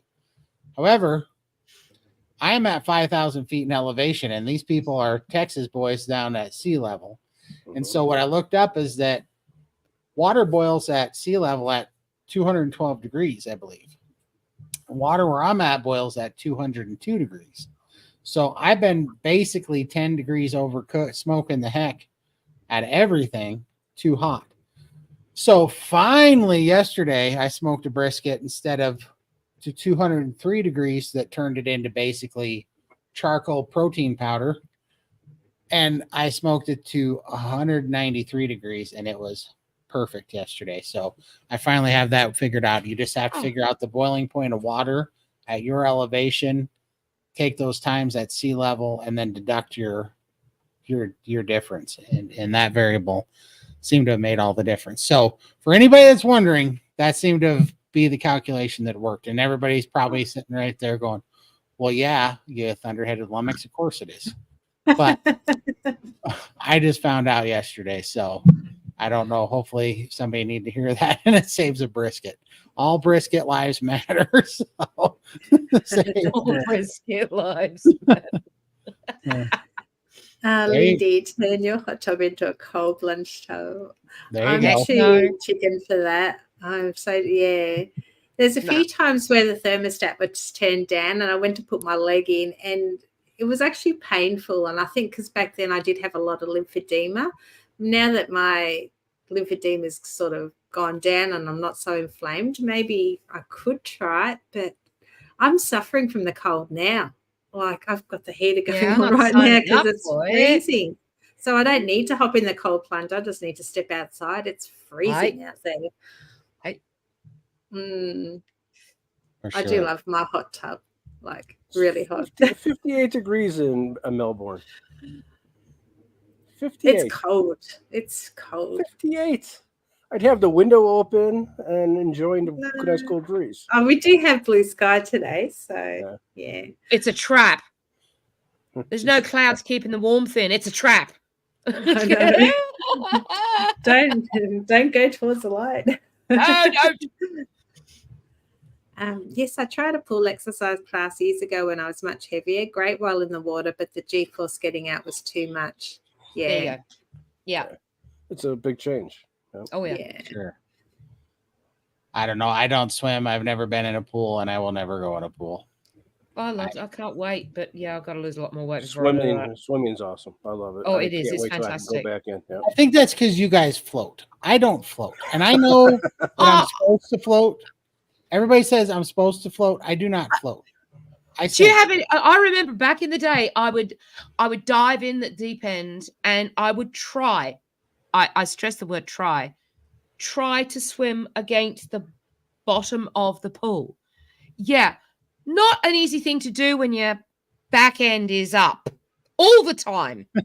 So, you're sort of like swimming along the bottom of it like a crab with your bum in the air, trying to get you just to be right up against the bottom of the... No, not happening. Yeah. Not when you're a human flotation device. Well, I can now actually sit in the corner of our hot tub and I can sit on the seat. Before I used to float, but now what happens is my skin's floating. So my legs are like vertical. It's awful. And it's really embarrassing. So like if people are looking in, you can see the skin floating and it's just, it doesn't look good. It's not a good look at all. But yeah. Keeping it real. Skin. I'm a boat anchor. Is going to be an issue. The skin's floating now. Yeah. I do. I'm a natural born boat anchor. I go straight to the bottom and that's where I stay. I was fly fishing I was fly fishing one time up at a dam in Ennis, Montana, and I stepped off of a rock, which I thought was only going to be ankle deep water. And the next thing I know, I was standing on the bottom of the river with water over my head in a hole. Up? I didn't have waders on. I was just wearing jeans. But I fell all the way to this bottom in this hole. And I was standing there. My buddy Brad's fly rod that I borrowed went floating down the damn river because it just took off on me because I panicked. And I had to walk out of that hole. I had to climb rocks under the water, climb up the rocks because I sunk. There was no floating. I was standing on the bottom of the river, getting pushed up against some rocks, and I had to climb out of that stupid hole and get up the rocks that were slippery and covered in moss and get up the rocks to get a breath. And I had to walk out of the dang river. There's no swimming. I don't know. Everybody says that about people, but there's something about people in my family. I don't know why we're so heavy, but we just weigh like lead and we sink. So I stay out of boats. I stay out of water. Just not doing it. You drop me into a lake and I'm going down at least 500 feet. I figure. Not doing it. My gym has actual stairs and handrails going into the water, 24-hour fitness in Mesquite, Texas. Nice. Yeah. That would be Still, I just don't like being judged and having people looking at me. I feel uncomfortable looking at myself for other people to look at me. Right. I stay away. Yeah. Belly not touching the steering wheel. That's a good one for sure. Yes. Yeah. Yeah. I haven't been in the car since the beginning of the year, so I need to get in there again to see how much progress there is and whether my belly's up still at the steering wheel. Probably Works for sure. It's crazy. Yeah. It's crazy to get in the car and fit so nice now. I'm like, oh, this is how you're supposed to feel in here.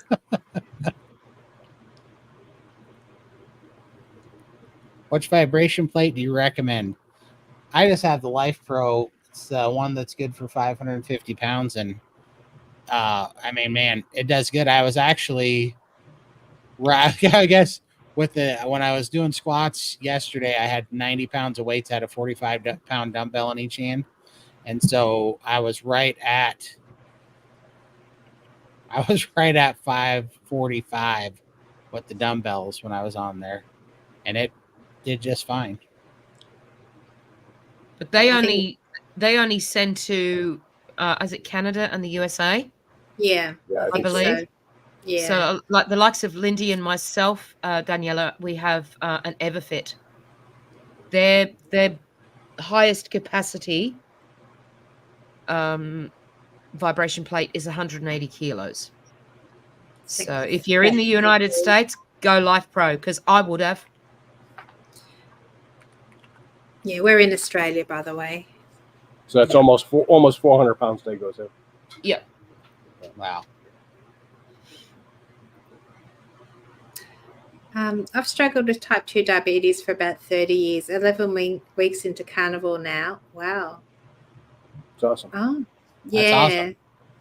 awesome. And let us know. I'm guessing it improved or went away. But that's incredible.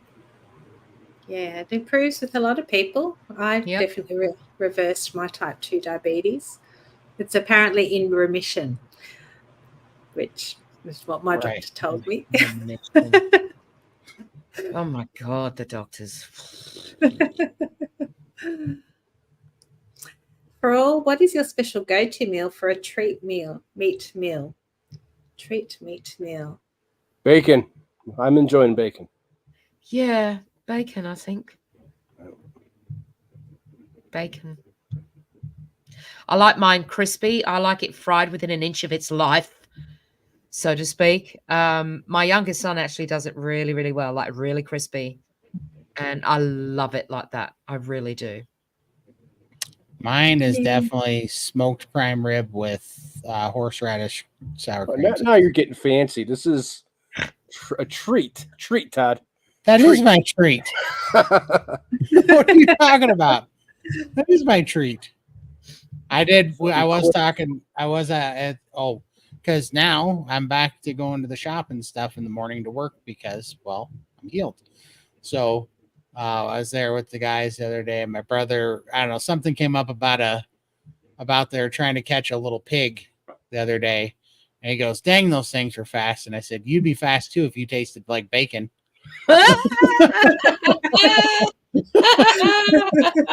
If you were made out of bacon, you'd have to be quick too. Everything's trying to eat you. That's right. Not wrong. Ooh. What's your favorite treat? Oh, I've had one tomahawk for my birthday, and I loved that. But Oh, yes, it's yeah. something I can have very often. But definitely, if I'm going to celebrate, it'll be a tomahawk because that Same. was damn good in the smoker. Yeah, I'm loving my smoker. So It's so good, isn't it? yeah, Also, for a more appropriate treat that Michael's giving me heck about, Ashley Carnivore Brothers. Shout out to Ashley and the Carnivore Brothers. Ashley's Eye of Round smoked beef jerky is fantastic. So oh my good. gosh, that was really good. I actually need to get a video on that so I can learn how to make it. He sent it to Yeah. me. He Oh, sent me did the he? video. Yeah. Oh, I'll okay. send it to you. It's really Can you good. send it to me? Yeah, definitely want to make some. Yeah, it's That good. was so good. He had a big bag in the fridge in Austin, and it's a store-dried beef jerky. And So good. Best beef jerky I ever had. I actually want to get the smoker that Michael recommended. I think it was last week's video, the Timu The Timu? smoker. Hey, I still got it smoking. That piece of chicken is still smoking from last week. It's gonna be Still not ready yet. absolutely It's going to be amazing. awesome when it's done, though. Mwah. I'm hoping in another 4 weeks it'll be done and ready to eat. 4 weeks. It's slow. Yep. But that's the smoker for me. it's really good. Yeah. I was a couch potato and did no exercise for the last 6 to 7 years. Once on Carnivore for about 6 weeks, I had the energy to walk. But I had, have we got another one? Or Yeah, there should be another one with that. Yeah. Start slowly. had to start slowly. Now I exercise in the pool with heavy-duty foam barbells. Finally getting some muscle back. That's Oh, excellent, nice. Anna. That's awesome. Great job. Yeah. That is fantastic. Congratulations. No, it's so good, and it comes back faster than you think, and it's compounding, right? 1 turns to 2, 2 turns to 4, 4 turns to 8. I mean, it's incredible. Yeah, it's definitely a process. When you're starting out from as big as we were, it does take time to get to the point where you want to start moving and working out. And when you can physically do it, so you can't jump straight into it. Mm. I'm exercising with you, Lindy and Lynn, and I lost 1 inch on my arms in the first month. They were 8.5 to 7.5 centimeter. That's fantastic, Arlene. We did the arm flab challenge last month. Now we're doing a walking workout challenge. And yeah, I lost a centimeter on my arms as well. And yeah, just it's all about strengthening the fascia, which sort of holds everything in place. Yeah, so I'm hoping that it'll get to the point where, I've lost 1 centimeter. That's better than nothing. I will probably still need surgery, but when it gets done, I'm hoping to have really nicely shaped arms, bit of muscle in there, and be strong. Be strong again. Yeah. Sure. Great job, Arlene. Very good. Hi, DC. You don't need exercise, but you do need movement. Obese people are malnourished, sick and have weak joints, etc. You need to fix a lot of things before exercise. Yeah. There's another one that goes with that too. Yeah. A light exercise to a point, but hitting the gym will only do more damage than good. Yeah. Yep. Yeah, it's taken a while. It's weird, when you're there though. Like I guess it's taken me about 20 months to get there, because now I finally feel it's a weird thing, because when you're sick and you got so many problems, you don't even have you don't have the system faculties to even exhaust a muscle yet. Even as crappy as your muscles are, there's other things, right? Your heart, your lungs, your air, your blood flow that gives up before your muscles do. Now I'm finally healthy enough to actually exhaust a muscle. And I just internally, I know that I'm in a good spot. That's happened. I've enough healed up.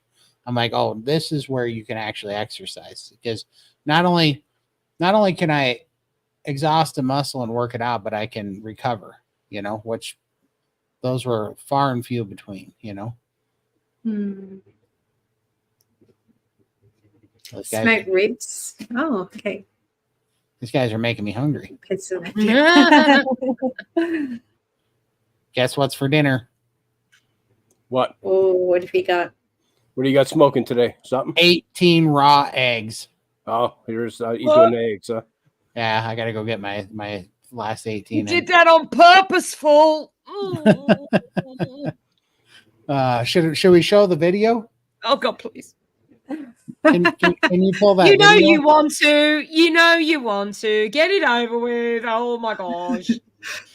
Well, I'll read through these. If Michael, did you see the video, Michael?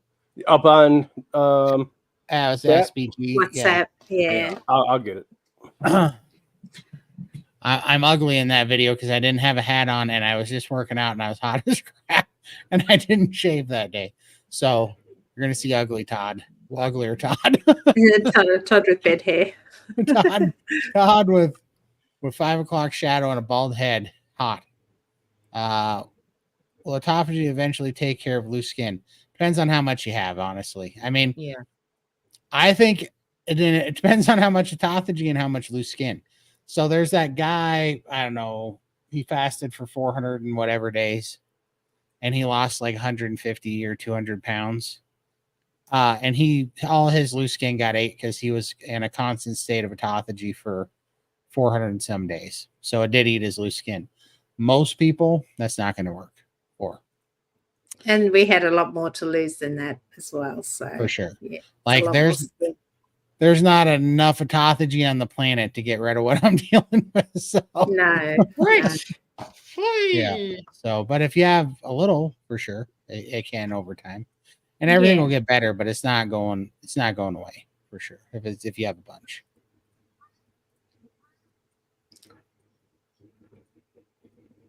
I think it's a lipedema thing with water. My sister can't stop floating. Yeah, well, I'm sitting now, but my skin's floating. So the lipedema is in the skin, I guess. That's funny. Well, I think she meant it. Yeah, something. I don't know. I don't know how that works. I would think it's the other way around. I would think that the lymph fluid is equal to the weight of water. So I think when you're big because you have more lymph fluid, that's probably why you sink, versus being big because you have more fat because that's volume, Oh, there we go. Play it, Michael.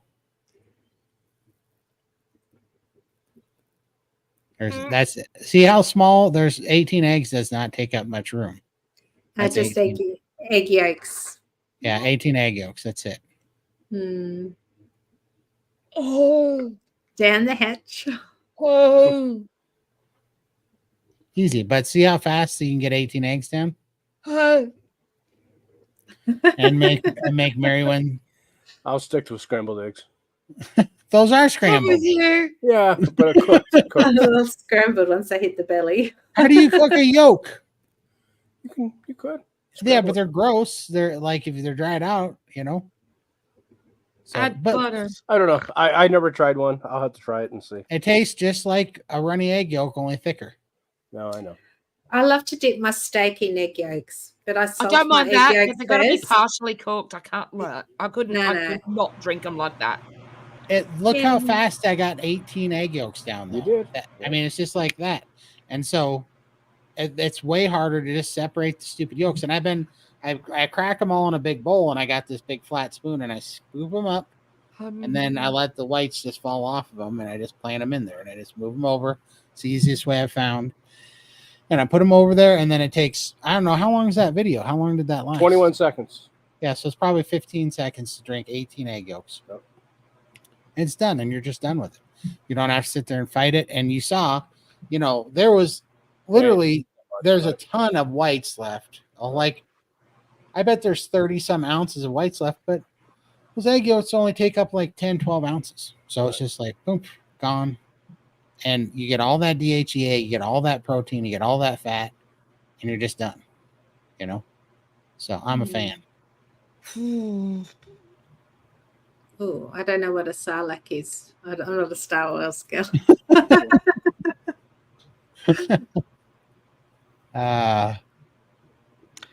There was a comment before that I had that one already. got my attention.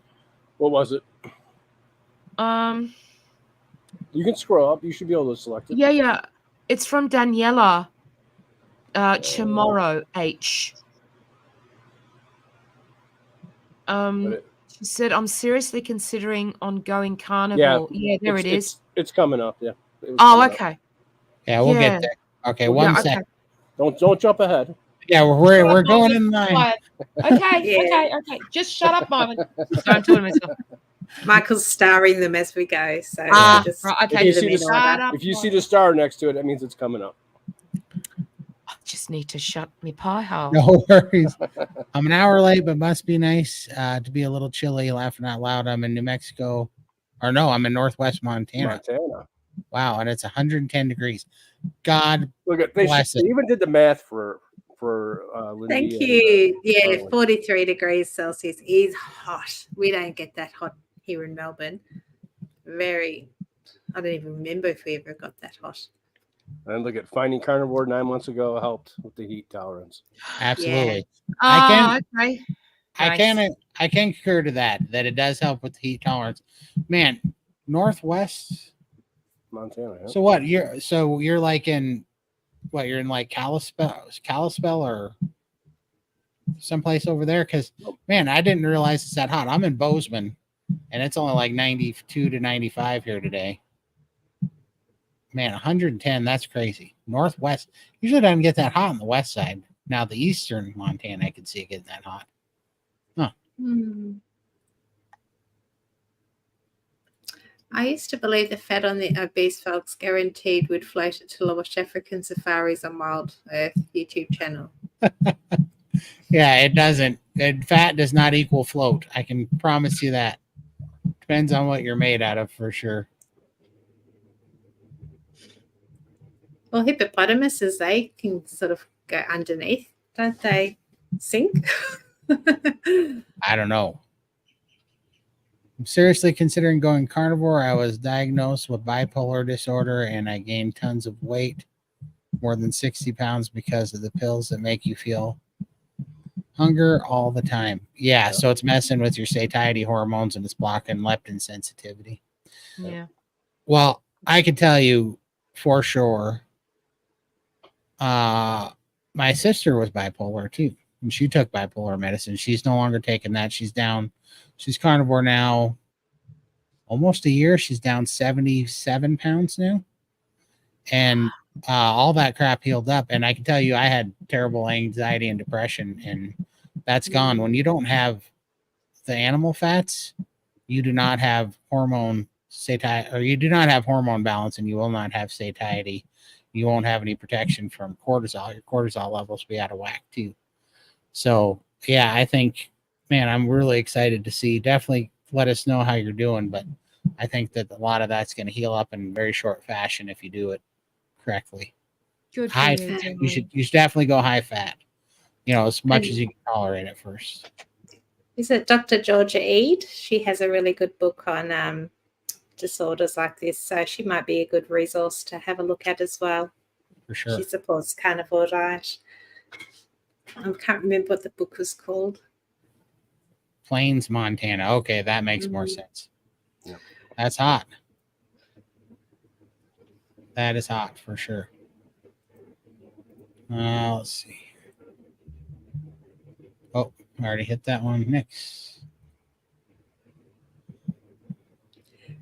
Hi, Tara. Just because you're fat don't mean you can't push yourself. I'm going to hike the Grand Canyon on 0 carbs, fasted, and not going to care what anyone else says. Good job. Awesome. Yeah, if you can. Be careful, though. How hot is it right now at the Grand Canyon? That's got to be terrible. That's got to be crazy hot. But yeah, for sure. You can definitely push yourself. Yeah. There's being Depends fat and there's what's- being fat and in pain. If you're in pain, you can't push yourself because there's Yeah. just you can't do it. You can't do it. Everyone's got their own journey, and you just have to Yeah. work with what you've got. And you don't Yeah. look like, you're in a position that we were in. So, She great. She's gotten out of it, but she's lost a bunch of weight. I think she's down a couple 100 pounds. So hiking the Grand Canyon, that sounds wonderful. I mean, Oh, that's yeah, a do goal it if to you work can. for. Yeah, I definitely want to go hiking and doing all that stuff, but I couldn't do it 2 years ago. No way. Oh, for sure. Yeah, I mean, yeah, you got to get to a point, but I think she's been doing this a long time. But she's just trying to get rid of some of the lymphedema, I think. The gym will take you to the next level. You become the crowd you keep. So the gym is an awesome crowd. And the more muscle you get, the easier you burn calories. Of course, go at your own pace. For sure. Yeah, maybe there'll be a day where I feel comfortable to walk into a gym. I'm not going to write it off, but right now I don't feel comfortable. No. Maybe once I don't have the loose skin and I can actually wear track pants and not have them fall down on me all the time and feel a bit more comfortable. I'd love to be able to go sit in the sauna and do some stuff like that, which, I don't have access to here. So I'm not writing it off, but right now I'm not there yet. Yeah, me either. But never say never. For sure. That's right.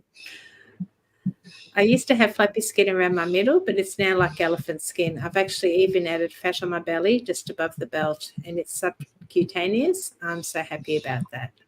Yeah. That's awesome, John. Yes, hippos sink and cannot swim. Finally, I know my heritage. I come from a long line of hippos. You're a Viking hippo. Oh, there's going to be a YouTube video I'm going to send to you in the email, Todd. You're done. I got you, boo.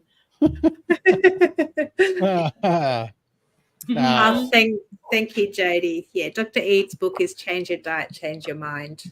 An excellent resource. So something to look into. Thank you for that. Holy cow. I was sitting here rifling through these because we were 20 minutes behind. I think we caught up. We are. All right. Make sure. Anybody got any more questions before we go on some wild ramblings? You got a story for us, Todd? We haven't had a story in a while. Yes, I did spot? my 6-month anniversary, and the challenge was, because my greatest moment for the first 6 months was Cosette's fart and the CPAP machine. You owe me an upped-anteed story, dude. Let's go. I don't know. Well, I have one. To be honest, the plain one, I cannot find it because I wanted to send Mywin the plain story. And I've been through all the videos and I cannot find it. So maybe Yep, I'd love to hear it again. Let's go. All right. I'm trying to think. I can't remember where I was flying to. I think I was flying to. It's either flying to Vegas or I was flying to Maryland. Can't remember where I was flying to. But anyhow, it was when I was flying at pretty much the heaviest I've ever flown. I was every bit of 650 pounds at the time. And I had a coach seat because I'd never flown before. So anyhow, it was just pretty funny because I'm very hyper aware of what's going on. I start walking in there and I get in the plane and I'm finding about how much trouble this is about to be. But as I'm walking down the aisle, every person, I got my boarding pass in my hand and I'm looking at the seats because I'm looking for my seat. Well, what I notice is every person that has the seat empty next to them is looking at me terrified to death. They are just terrified to death. And so as I walk past them, the sigh of relief that comes out of them and their posture is like, they just go, oh, thank God I just dodged a 650-pound bullet, So I start walking down, and I'm going to have to drop a little bit of language here because this is what really happened. But as I'm walking down, I finally find my seat, which is almost the back of the plane. I get back there, and I find my seat, and I look over, and there's a woman sitting in the window seat there. And when I stopped and I looked at her, she goes, "Ah, fuck." And she drops an F-bomb. Well, thank God that she did that because her mood was so bad that I went straight past being awkward and feeling bad for her, because I would have felt bad for her if she would have been a human about it, but she went straight to nasty, which just made me just go straight to asshole. And I just didn't care anymore. So I'm like, okay, game on. So when she said that, I just started laughing out loud. And because I loved how miserable I was about to make her next 3.5 hours. So I was laughing so hard. And that eased the tension around me because every eye is on me because I am so huge that every eye is on me. So when I started laughing, everybody else, it eased up the tension with everybody else around me, and they all started laughing because they all, I mean, like, what are we going to do? We're all in this shit show together now. So it is just what it is. So anyways, I sit down and, you know, I'm grabbing the seatbelt. Well, the seatbelt goes like tink, and it's like right here. It's like that much short. So I'm sitting there and I'm trying to get buckled in. And I mean, I'm just squishing this poor lady up against the glass. She's just like plastered up against the side of the plane now. About 2/3 of me is pushing on her. I'm hanging out. I'm trying to hang out in the aisle. Everything's a problem. And so I waved to the stewardess and I'm like, hey, this thing, I'm going to need like one of those seatbelt extensions. She goes, okay. She brings me a seatbelt extension and I plug that one in. It's still not long enough. So I yelled, hey, make mine a double. And so she brings me another seatbelt extension. I get it on. I get that thing ratcheted up. And I'm sitting there and I mean, I'm squoze into this thing. I mean, I look like somebody squoze me into skinny jeans or something. I'm just like squoze into the seat and then everything's just pouring out over the handrails. It's really ugly. And anyhow, and I'm just so far forward and I'm leaning out in the aisle as much as I can. And we're sitting there and the whole thing goes on and you can hear little whisperings and stuff. And I'm just laughing because this lady is just seething mad. She's so mad. It's coming out of every pore in her body how much she hates that I'm on this plane and that I'm sitting next to her. And so I start laughing, and she even calls the stewardess over because I'm laughing, and she demands a seat change. Well, the stewardess is pissed at her because how she's acting. So she goes, I'm sorry, ma'am, you can get off the plane or you can, you know, sit in the seat to you about.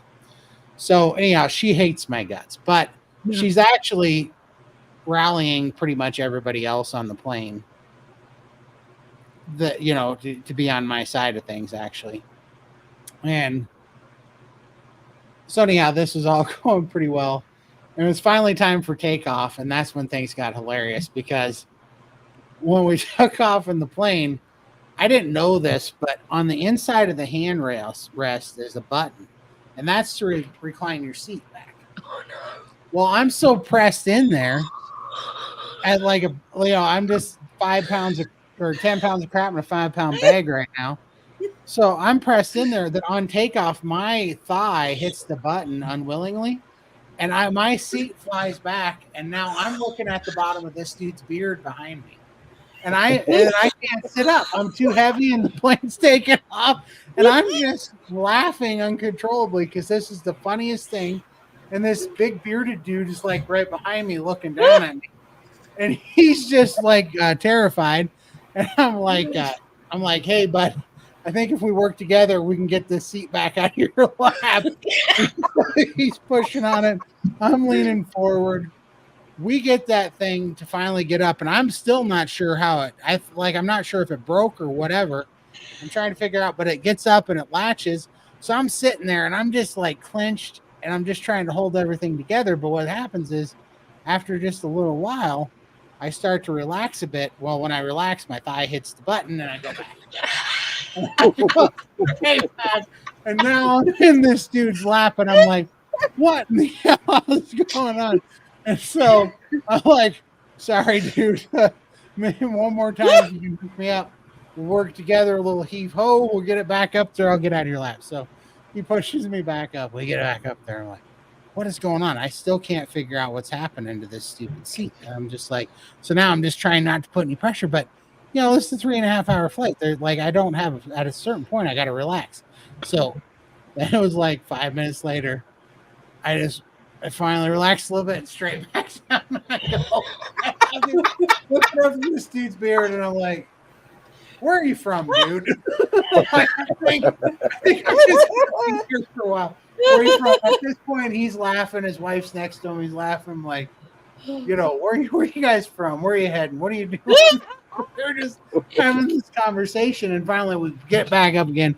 And I asked this lady, I'm like, what is doing this? And I finally found out that it was this button. So I ended up I reached in my bag, and I ended up putting some cans of Copenhagen actually between my leg that were a little wider than the button, so that I'd stop hitting the stupid button.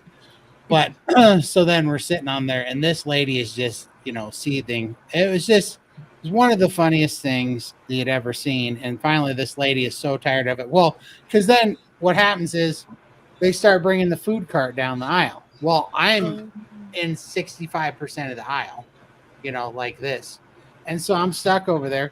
So every time the food cart comes, I have to squish this poor lady up against the window, like face first, just about, on the side of the window for the food cart to get back in. And so when the food cart goes by a couple times, she finally loses her crap again. Oh, God. And there was a spare seat sitting over there. And finally, I moved over to this spare seat because there's a nicer older lady. She said, because this lady was freaking out and cussing me out and just going off. And by the time, and I don't know, I was laughing so hard at all these things. We were making jokes. And by this time, the whole plane was on my side anyhow. They were laughing and joking with me, and nobody could stand this lady. People were kind of applauding it when I would laugh at this lady or squeeze her against the window when I had to get. But they were actually on my side, but I ended up moving, and this lady was just anyhow. When she got off the plane, they gave her a standing ovation for getting her off the plane because she was hated her guts. And she just ran out of there so mad, and it was pretty funny. I'm forgetting about half of that story, but it was a pretty good one. Oh, that's beautiful! Absolutely beautiful. It was a good time. Oh my God! But, it was hilarious. Hi, Josephine. Be good to feel like, hey, at the gym. My daughter wants me to go with her. Thing is, she really don't have the time between work and spending time with girlfriend and friends. I don't get to see her much. Yeah, it'd be nice to have a gym buddy. If you're feeling up to it, give it a try and go once. That'd be awesome, for sure. Just catching up. Let's see here. My car is broken down and I have been walking to my job. I live in Rockdale, Texas, about an hour northeast of Austin. I don't relish walking in the heat, but it's only 1.6 miles, takes 34 minutes. That's a good way to get steps in. It's be hot in Austin too, wouldn't it? Yeah. It absolutely is a blessing, for sure. Yeah. For sure. All right, I think we're caught up again. Well, that's good.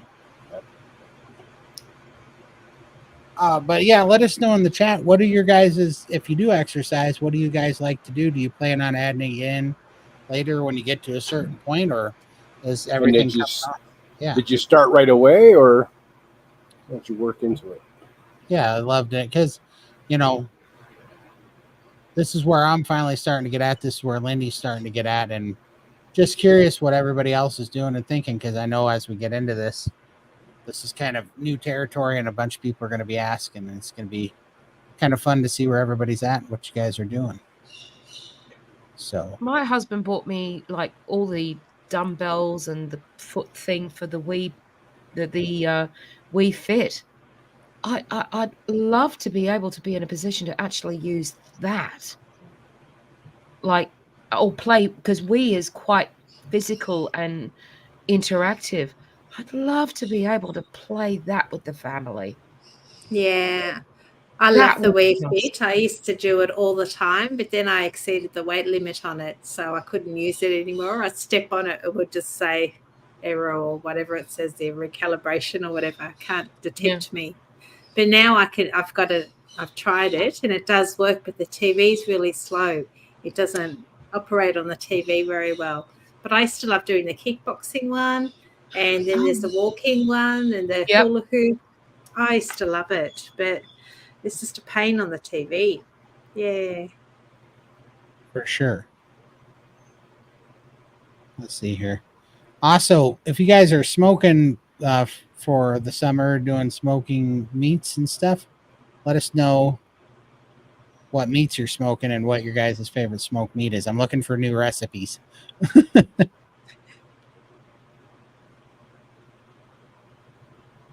I use resistance bands and light weights now, but only after losing over 100 pounds. Congratulations on losing 100 pounds. Nice. Yeah. So That's Nice. awesome. That's Nice fantastic. job. Yeah, you feel so much better. Oh yeah.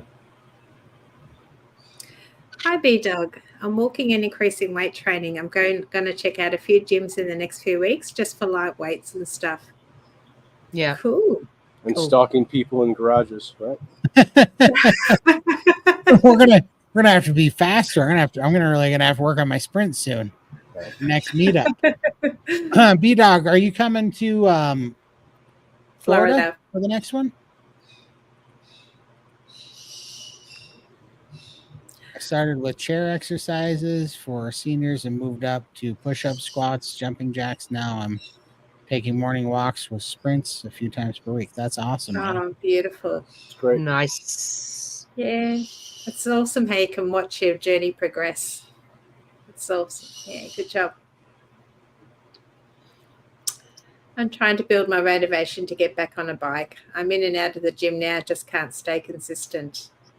Well, yeah, 100%. And that's just the thing, right? Like, what can you do that's, no matter how small it is, what can you do that you do consistently? I think that's actually more important. I think one small thing consistently, no matter how small it is, whatever is sustainable consistently is worth way more than, a handful of big days in the gym, Yeah. I'll be right back, folks. Doris, you are welcome. 100 pounds is nothing to sneeze at. Oh, that's awesome. Yeah, it's great. I smoked a brisket today, 10 hours. It's perfect. I just did dry rub and the fat down first, and then when I wrapped it in foil at 165. Nice. Ooh. Is that the same as what you told me? Yeah, it is. 165? Yep. Yeah. Yep, sure is. I get free gym membership with my Medicare starts next month, so I'll take advantage of that. Oh, that's awesome. Oh. That'd be way cool. Nothing wrong with that. Not at all.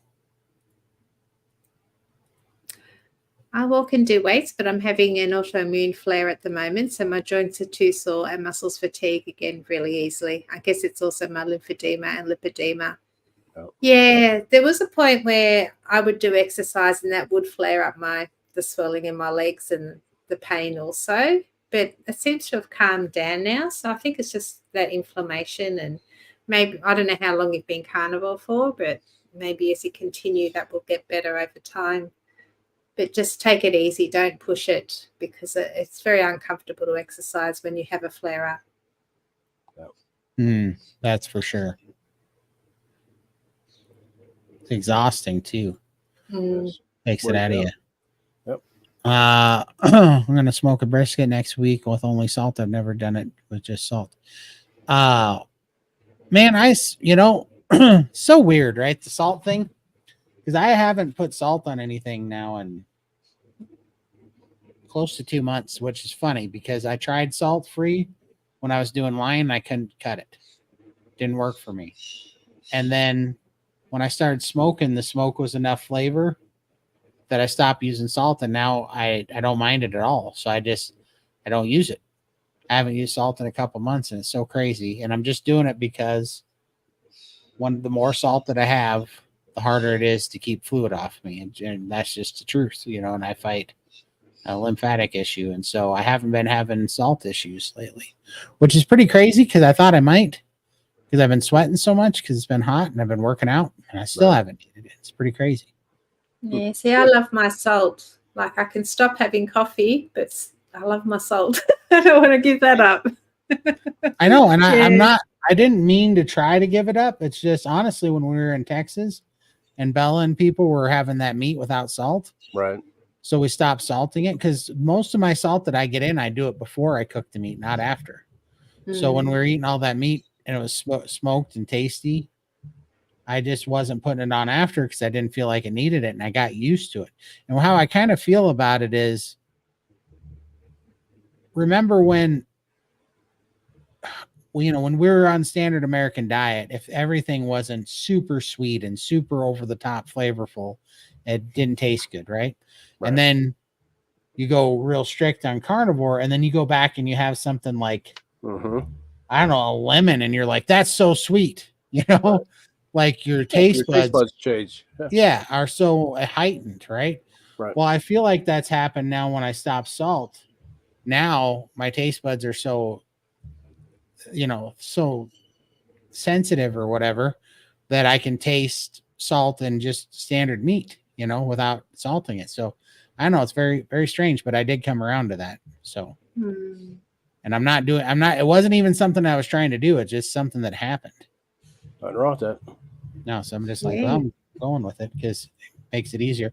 Because I don't think it's the salt alone that keeps the fluid off me. When I don't drink salt, or when I don't eat salt, I don't drink as much too, which keeps me from putting so much dang fluid on my legs, which is just giving me time to heal the tissue without keep inflating this balloon, Up and down all the time,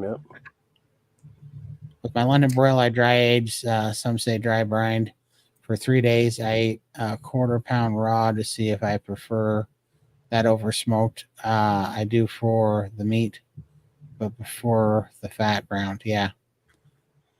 That's awesome. Yeah, I can see that for sure. Man, I really like smoked fat though, for some reason. That's my favorite part of the brisket is that smoked fat. I'm like, oh, I love that when it's warm. Ooh. Yeah, but they cut it all off here, so we don't get fatty meat like we did over in Texas. Right. Wow. That was really good meat. Yeah. Tasty. Here it's just very thin and it's not much on there. Well, you just got to move here. That's all there is to it. And have Catherine and Ella and everybody bring their flowers and Ella's just got to bring her Twitch and her guns.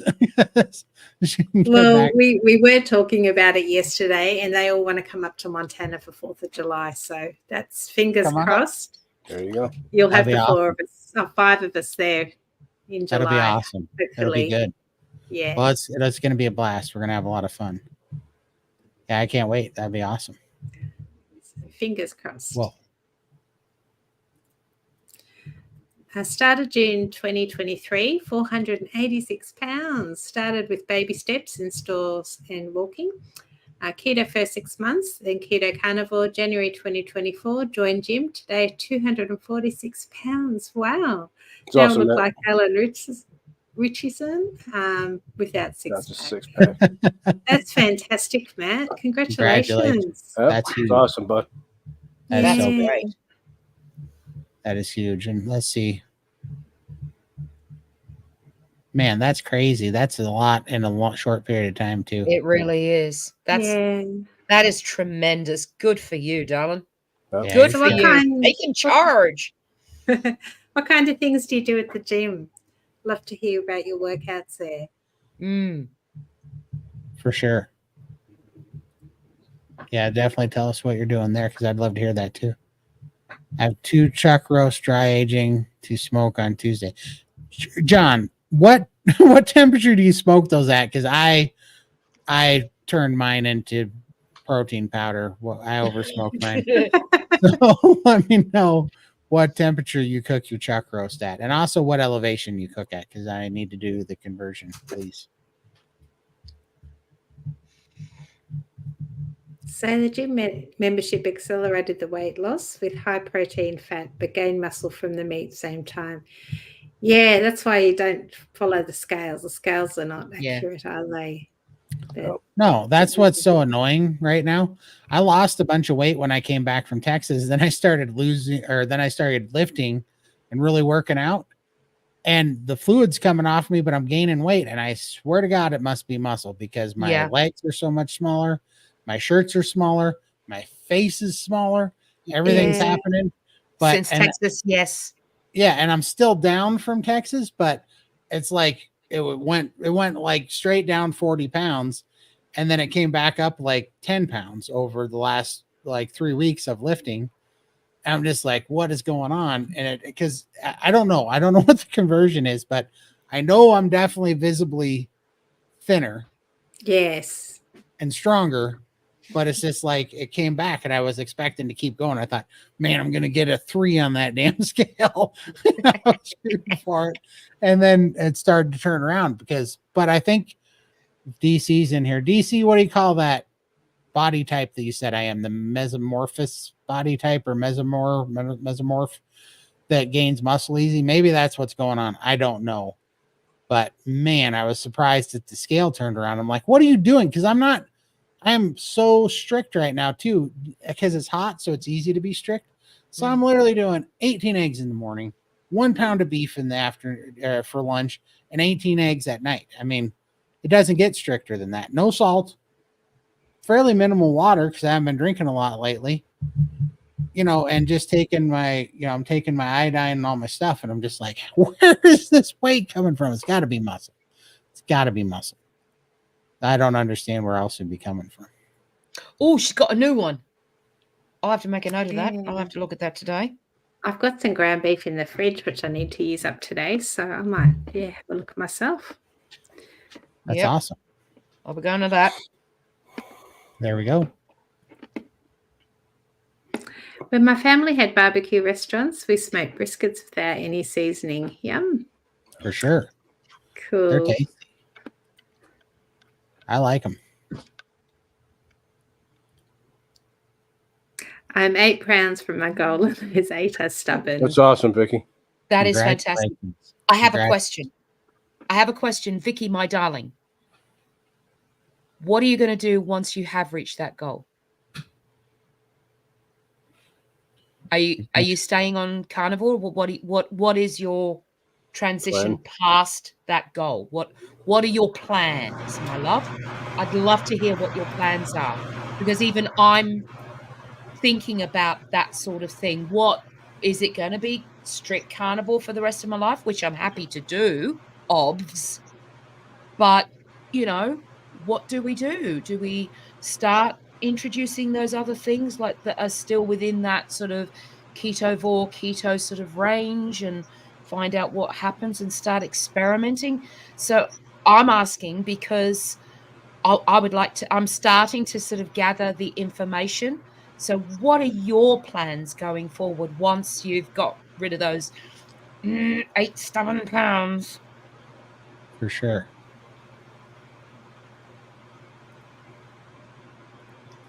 The crispy fat on the brisket was the best. Yes. Yeah. Crispy fat with the bark. Tasty.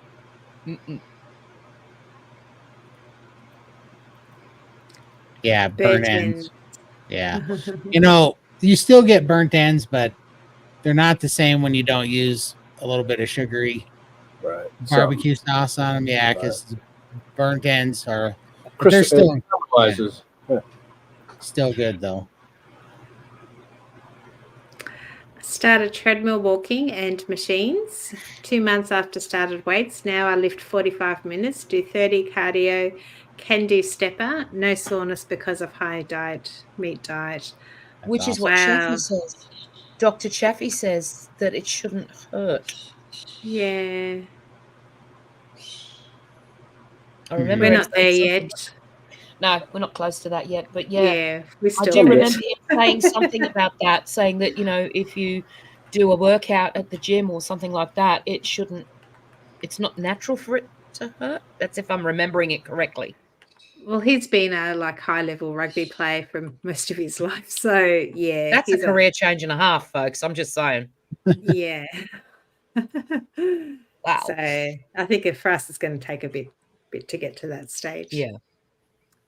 Post-workout is bone broth, protein shake with 3 raw eggs, and 2 small meat meals later in the day. Eating window is from 10 a.m. to 5 p.m. Ah, I love your routine. nice. Yes. Yeah. That's a nice routine. I like that. That's Mm. awesome. I'm a lifer for sure. I will never go Oh. back. I'm so happy with my new life. Yeah. Oh, That's nice, awesome, Vicky. darling. Absolutely. Yeah. Because the problem for me would be if I'm not strict carnivore, what am I? And Exactly. because if I'm not strict carnivore, then I'm eating poison again. So it's not even about a diet anymore. This isn't a diet anymore because now I know too much. So it's really whether or not I'm gonna go do heroin when I get done or not, and it's like, no, I'm not. I know how much problems that cause. I'm not getting sick again, because it's not, this isn't this isn't a race that you hit the finish line with. It's just, it's the path we're on. It's a lifestyle now, Yeah. So I can't see me having fruit again. I've never really been big on eating fruit, so I can't see me incorporating that back in, not after what I know and all the other stuff that's turns into sugar. As for vegetables, oh yeah, I'm still way too scared of them. I'm still way too scared. Well, it's like, and I mean, I know some people like certain vegetables, but honestly, out of all the things to give up, vegetables are not hard. Like, who cares? Oh, well, Especially, toddlers have been telling us for years, dear. right? I know. I made a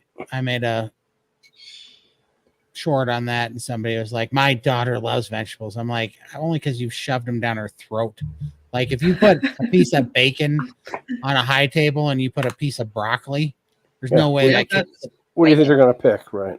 Yeah, it's like Bacon. all day long. Yep. Yeah. Now, if you put a marshmallow on there and a piece of bacon, they'll probably eat the marshmallow because they're little drug addicts, just like the rest of us are. Yeah. But out of the natural food sources, they're not picking the broccoli. So I don't know. It's craziness. Elevation. Yeah, 2,389 feet. I have a gas grill that I put on a sheet pan over the burner. I put charcoal in the pan with the gas on low and the meat over the cool side up to 120 degrees Fahrenheit. Then move to the post for share. That'd be pretty good. 120 degrees. So that's pretty rare. And then you sear it. That's pretty good. That's not tough though, John. I would think that would be tough at that temperature, that internal temperature. Let me know. I feel like that'd be tough.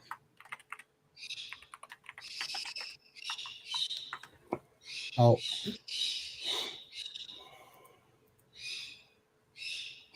Oh, does Mike want to jump on and have a chat with us, maybe?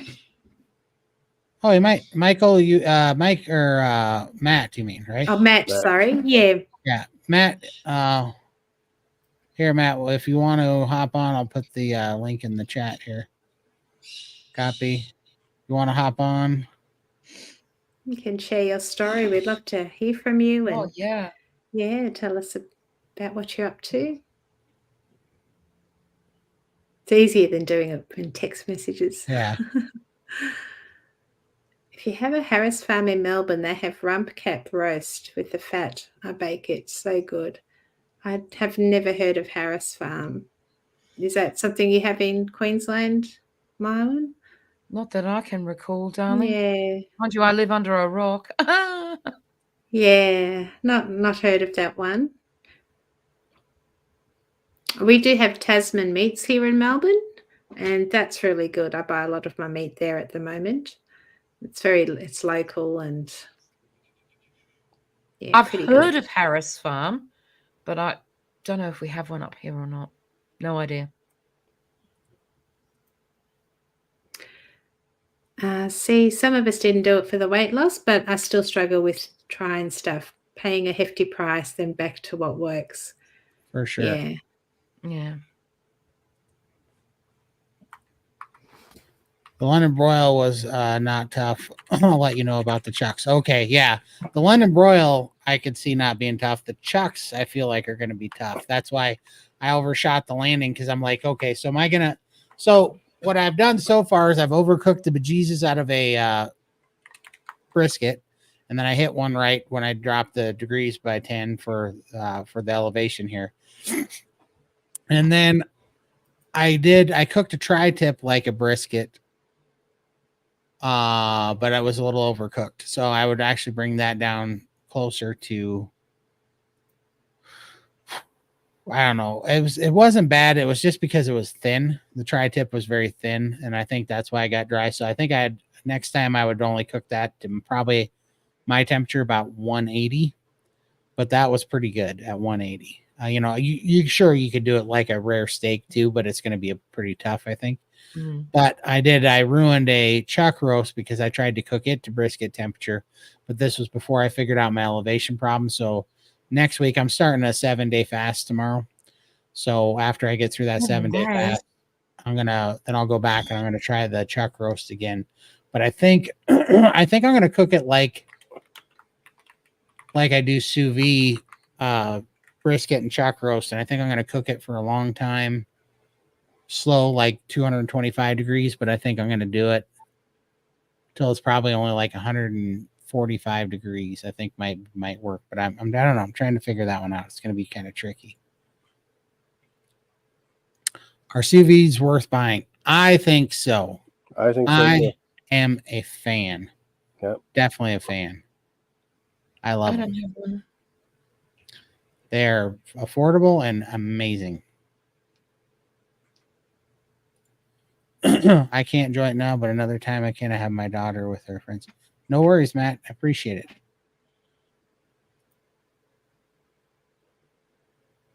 Alrighty. Must be a Sydney store only. The Harris Farm. Harris Farm.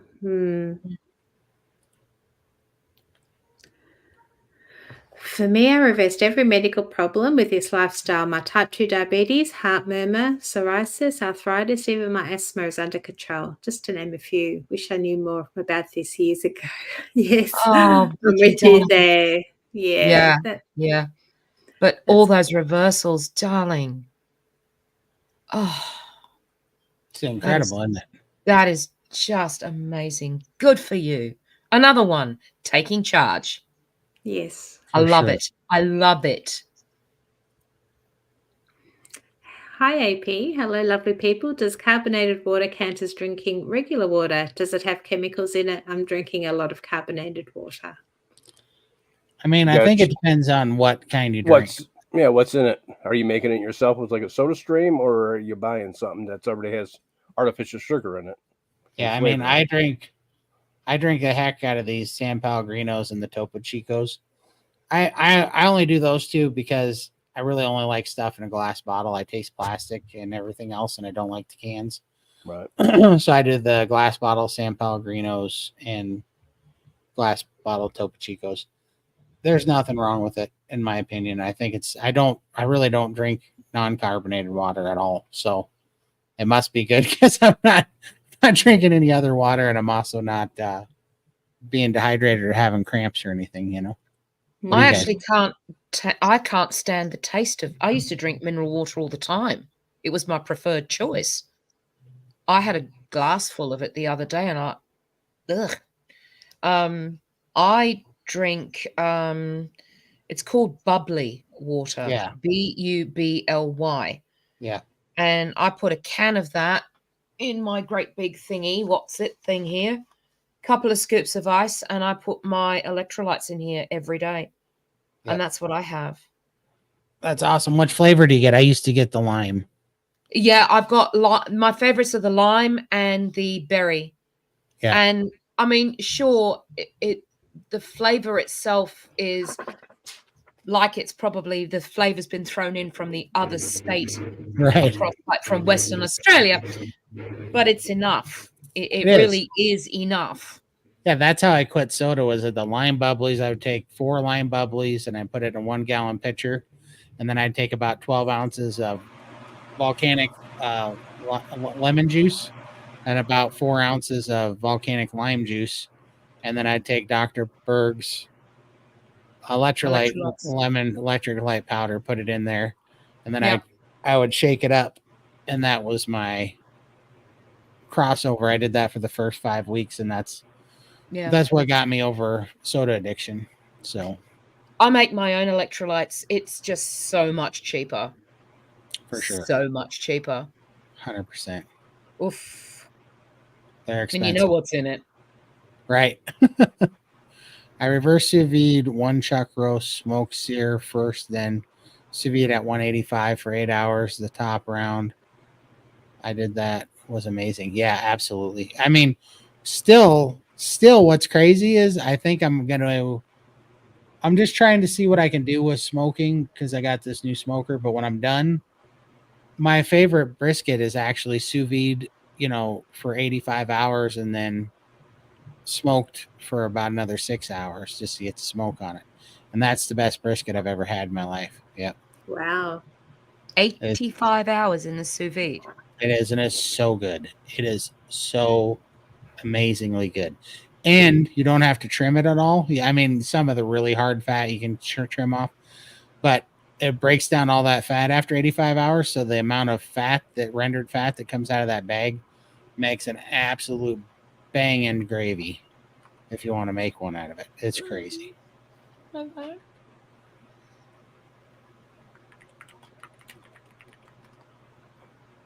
One of the docs said carbonated water is like regular water as long as it doesn't have anything else in it. Yeah. Nice. Pretty much. I don't drink carbonated water in winter because it's cold, but I love it in the summer. I'll just have a soda stream. I'm too cheap to buy bottles. Yep. I save my money for the meat. Yeah. Yep.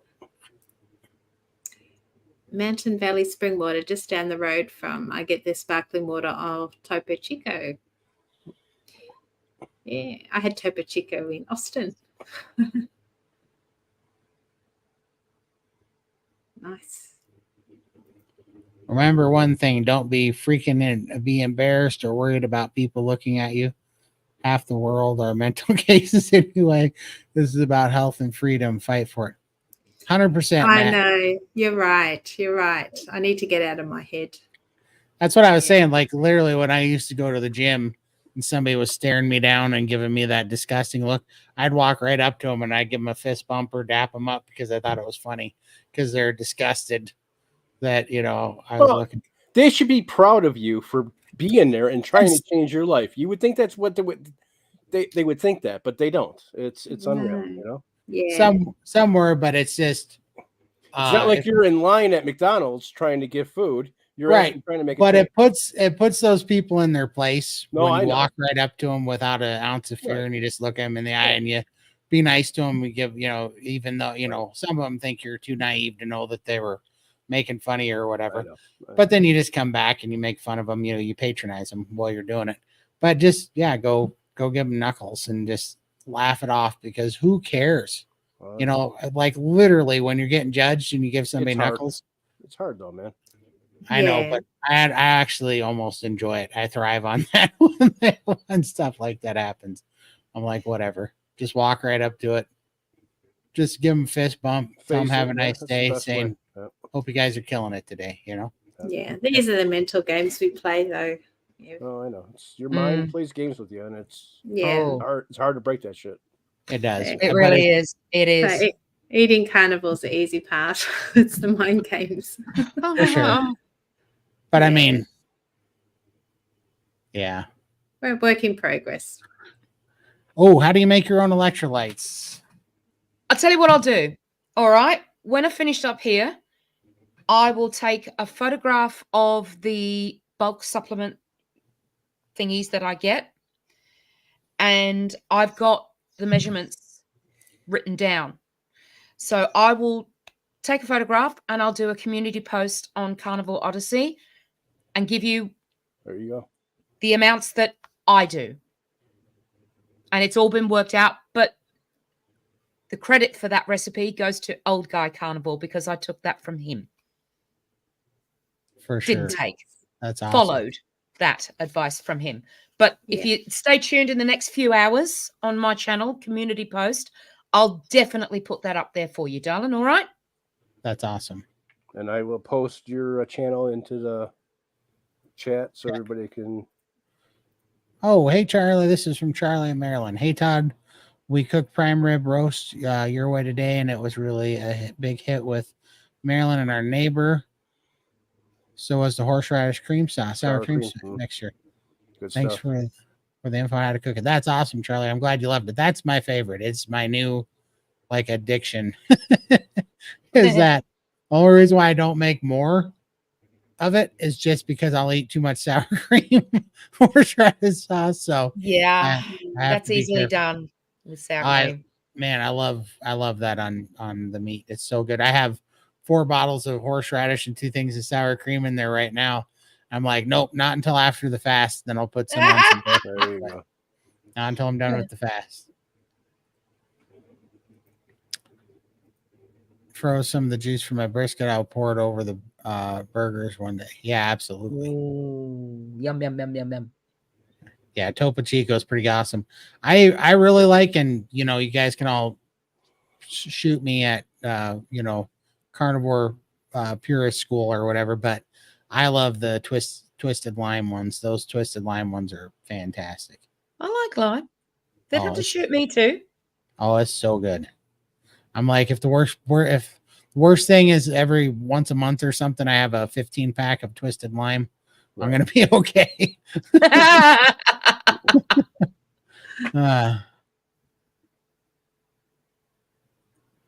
Oh, there you go. The plane trip story. Yeah, I didn't do a very good job because I didn't have it in my brain. I got to go remember all the funny parts. Oh, it was plenty funny, hon. Conjured up a very vivid image of this whole situation going on. It just kept happening when I was looking at that dude's beard. I was just like, where are you from, dude? You come here often. Yeah, I would have done that. And bang, you come here often. Yeah. We're gonna be hanging out for a while, I guess. Yeah. I don't know how to keep this chair from doing this. People are real quick to judge, but they only know how good we felt compared to how they feel. They wouldn't be so quick to judge. Well, Amen. For sure. I mean, honestly, well, we were all talking about this the other day. Most of the people that are freaking out when they find out, you know, isn't it funny when you're sick and at your worst, people aren't concerned about what you're doing or your diet, but as soon as you get healthy, eating any certain way, but especially eating meat, when you start getting healthy or healthier than them and you start being happy, then all of a sudden they have a problem and they say, yeah, they're worried about your health. They say they're worried about your diet. They say that they're, you know, worried about what you're doing is going to catch up with you. And it's like, what do you mean catch up with me? You know what caught up with me was 700 pounds. That caught up with me pretty hard. Yeah. You know? So, but what you realize is that people are happy to have sick people around them because makes them feel good. Yeah, it makes them feel like they're making better decisions. If this 700-pound guy can live, then all of a sudden I don't have to look at, you know, the crap in my diet. Yeah. Right. And so they like that. But when you start changing, and they're the big guy now, and they got all the health problems, they start wondering, you know, maybe I have to do something. I'm worried about nobody wants to change their life. Yeah. Right. Yeah. You're like, oh, I'm worried about your diet because they got to find something wrong with it because they don't want to give, you know, they're the addicts now. You beat the addiction. Right. They're the addicts and they don't want to give it up. So they want to figure out, well, that meat's going to kill you. Well, why is the meat going to kill me compared to all the processed pizzas and sugar and energy drinks you're drinking? Why you think there's a reason why some energy drinks are banned in certain countries. There's a reason for that, folks. Right. But it's funny. But it's funny because they'll say, well, red meat causes cancer. Yeah, well, you're the one that looks like you're dying. You have no life in your face. You're inflamed. You breathe, you know, and you just see this all over. I mean, I don't know about you guys, but now when I walk around, I look at all the inflamed faces, all the puffy, inflamed, bad skin faces. And I'm like, oh, man. And, you know, I forget who was saying it. I think it was somebody on Carrie's. Yeah, I think it was somebody on Carrie's live stream last night that did that diabetes fundraiser. And somebody said it. It was funny, but they said this is the only. Oh, it's Ken Berry. Ken Berry said it. He's like, this is the only diet I know that starts such a revolution that you start looking around in the grocery store when people are putting stuff in their cart, and you go up to them, you're like, dude, get that out of your cart. Yeah. Like, you can't be eating that. You almost want to save people's life at the grocery store when they're piling all this poison in their cart. And it's so true. You look around now, and when I'm going through Costco the other day, I was just looking around and I was seeing these people putting all this boxed up carbohydrate, sugar loaded, fructose added, corn syrup, seed oil crap. And it's just pouring out of their carts. And they got, little fat kids with them and little inflamed families, and their carts full of sugary cereal. And the kids are probably playing hell, having tantrums.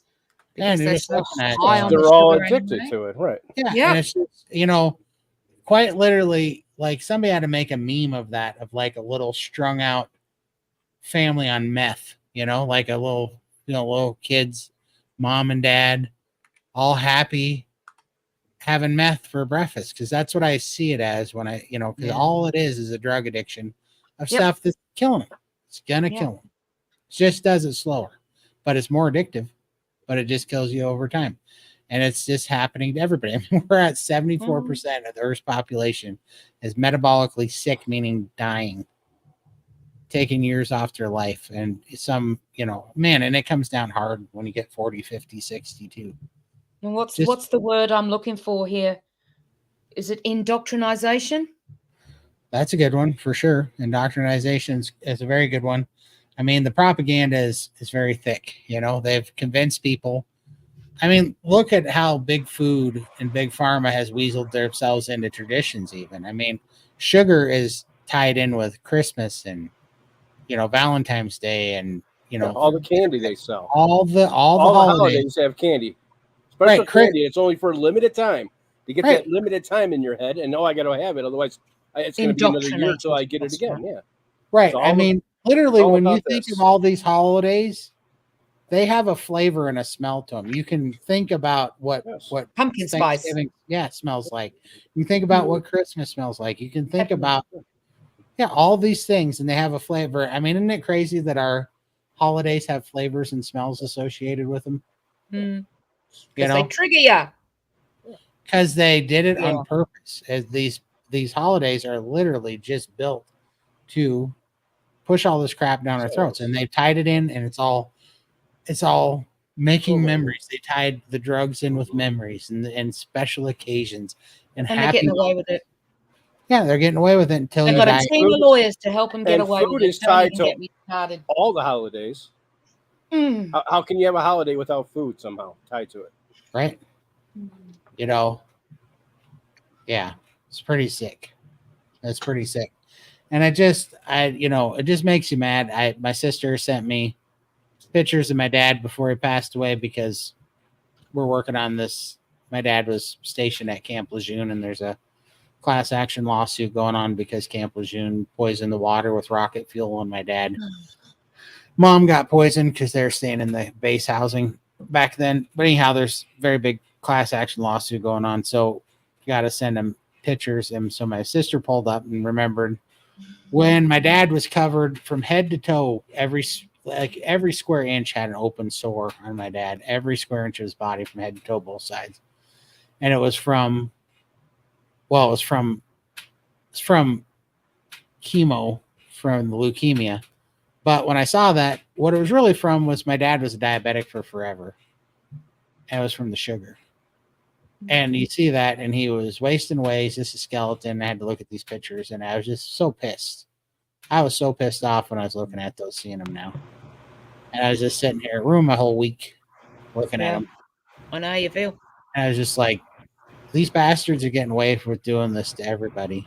Yep. And this is why it's not cute. This is why it's not, I'm going to have a sugary treat for my birthday, or, but it's Christmas, but it's Thanksgiving. No, we are falling for the lie.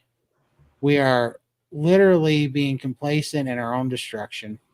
And we are literally funding the war against ourselves that's killing us all. And we're watching it happen to moms and dads and brothers and sisters and sons and daughters. Yep. And we're doing it, and we're all just giggling, and it's okay because it's cute, it's cereal, it's Valentine's Day, it's a birthday, whatever. We have so many things, and it's gotten to the point where we're the weird ones because we see it. And all these people will fight tooth and nail. And it's not because they have an argument, it's because they're addicted to the drug. Yep. And their minds are warped. You know? I had a video out And there. you want to save everybody, you do, but you can't. People don't And wanna I hear think it. there's the rub. That's You can save them, but it has you're not going to do it for them. You can't change literally. And that's why I love Jordan Peterson so much. The only way we do it is by working on ourselves. We have to Yep. be the example. We have to lead by example. have to show them contrast. We have to show them that we're free, that we're healthy, that we're thriving off of this terrible red meat, you know? Evil. And when they reach rock bottom and they get sick and they're covered in sores and have leukemia and are dying, they'll have somebody to at least look to, you know? I mean, literally, you know, one of the biggest gospel ministries in the Bible was the healing ministry. Because people, when you need to be healed, you need an answer, and then you look for the truth.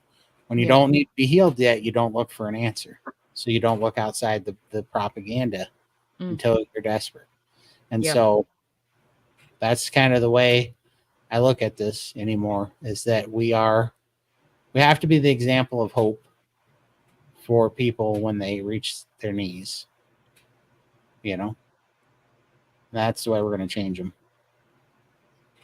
But it's coming. Wow. Who else we got here? Did we miss anything? Oh, we got a couple starred ones. Sorry, I was yabbering. Todd, how much sour cream and how much horseradish? 50-50 mix. So however much you want, but just it's a 1-to-1. So 1-to-1 prepared horseradish and sour cream. And it is, and a little more if I'm feeling spicy. A little more horseradish. I love the burn. It's good. It is good. And Man. after you mix it up, throw it back in the refrigerator so the sour cream gets hard again. Yeah, let it really get thick. And Yep. ooh, it's good. I made one better one time before I was carnivore that was fantastic, but it had a bunch of other stuff in it too. It had like Worcestershire sauce or wash your sister sauce if you're from the South. Worcestershire sauce. And I had a little bit of hot mustard, wasabi in it, and whew, it would clean your sinuses, but it was tasty. How long are you fasting for, Todd? 7 days. So I'm trying to get back on my fasting schedule, which was 7-day feeding window and then a 7-day fast. I try to fast 14 days a month if I can. Are you only going to drink water in that time? I take it. Only half the time, actually. I do every other day is a dry fast too. I'll do a 24-hour dry, and then a 24-hour wet, 24-hour dry, and then a 24-hour wet and a 24-hour dry. So I do 4 24-hour dries, 3 24-hour wets, and a 7-day no food. Dang, son. But this is going to be tricky. I don't know if I'm going to make it this time because I'm working out now, and I don't know what it's going to be like working out 7 days fasted. So I'm going to try like heck because I'm interested to see what happens. Also, I'm a little bit worried because it's been so hot that I have not been getting in the food that I've been supposed to be getting in. I've been really trying to get in all the food I'm supposed to get in, but I'm not very primed for it. So, but it's fine. I'm just starting it, and I want to see, because I was doing this before Texas. Then I got back from Texas, and I had to work on fireworks, and I was just too busy. I was only able to do OMAD, so I didn't do any fasting, but that was fine because I was moving a lot. But I only did OMADs for ever, and it's only been this week I went back to trying to do 2 and 3 meals, but I'm trying to keep them under right around 65 grams protein, so I don't have any gluconeogenesis issues per meal. That's why I'm doing 2 and 3 meals, and I've been trying to put them down and also taking amino acids and everything, trying to get them down. And then but I don't think I got enough in.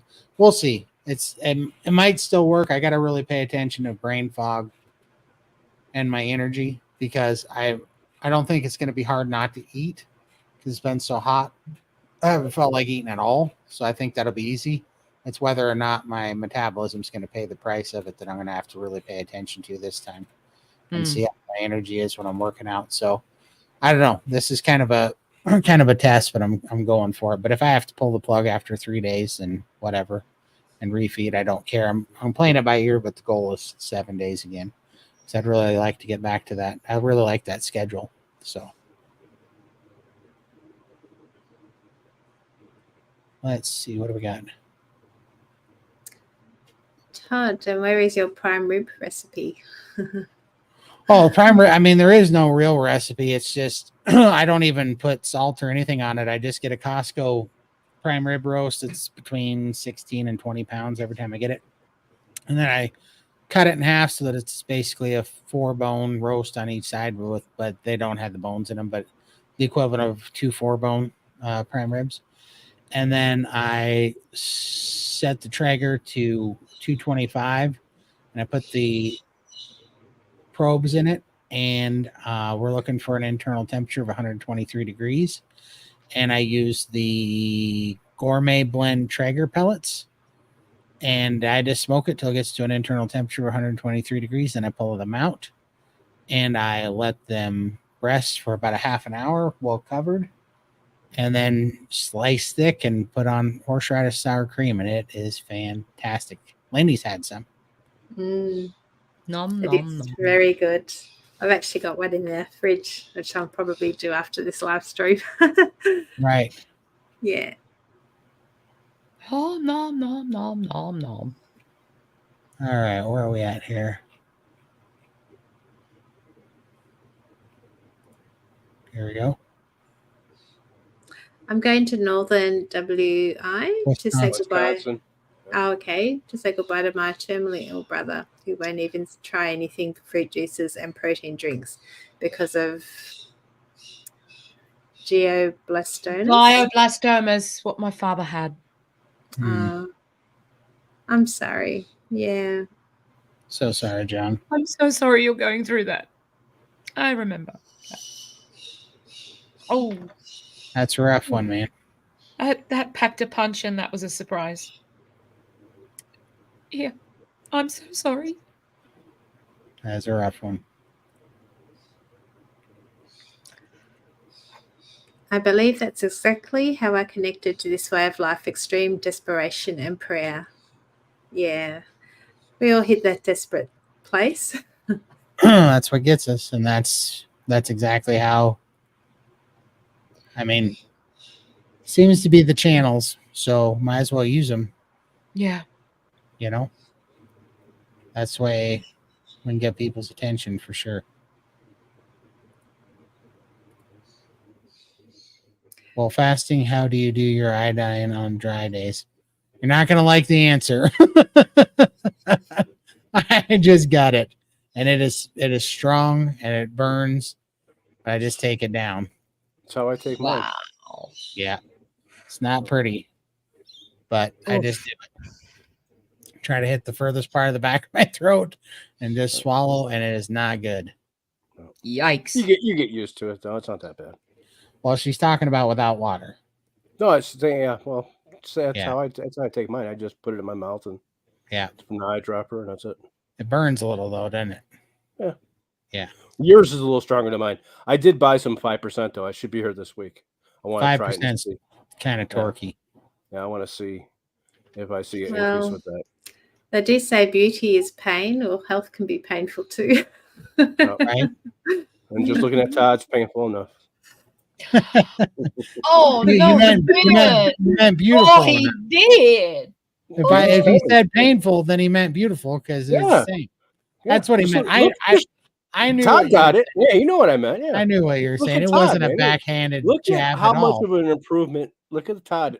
Just in these past couple of weeks, how much he's improved his look. It's really amazing. Yeah, it's a problem though because remember that cherub picture? Fat cherub picture. I'm getting the stupid dimples back, and it's pissing me off because my face got skinny enough. I'm gonna have to. I don't think Marvin's seen it. We might have to put it up again. No, we don't have to put it up. The thing is, if we're talking dimples, Okay, dimples are a big selling point, folks. Now, I'm just wondering, at what point, two-part question here. At what point is the bobblehead going to be standard merch around here? And will there be a way to actually add those dimples? No, I'm not letting you live it down. You should. You should, because this has been one of the more commented things lately. I'm gonna have to fix. Uh-oh. Where are the comments coming from that are not in the live chat? I don't know what you mean. She's on different channels, so Oh, I got you. we got 4 channels running today. So there's Yeah. The all these StreamYard questions. combines all the comments into one stream, so we're just pulling from everyone's chat. Yep. That's for you. Just tuning in, seeing my favorite carnival lady, emotional. Hang in there, sweet Odyssey lady. Oh, big hugs for you. Lots of hugs. Thank you, darling.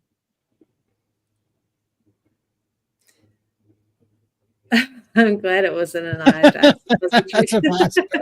Yeah, that's a line I will not cross. I will definitely break a wet fast and not shove something up my keister.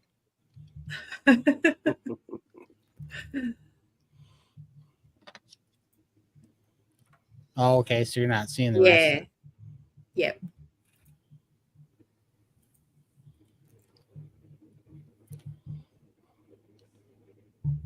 Okay, sorry, wrong button.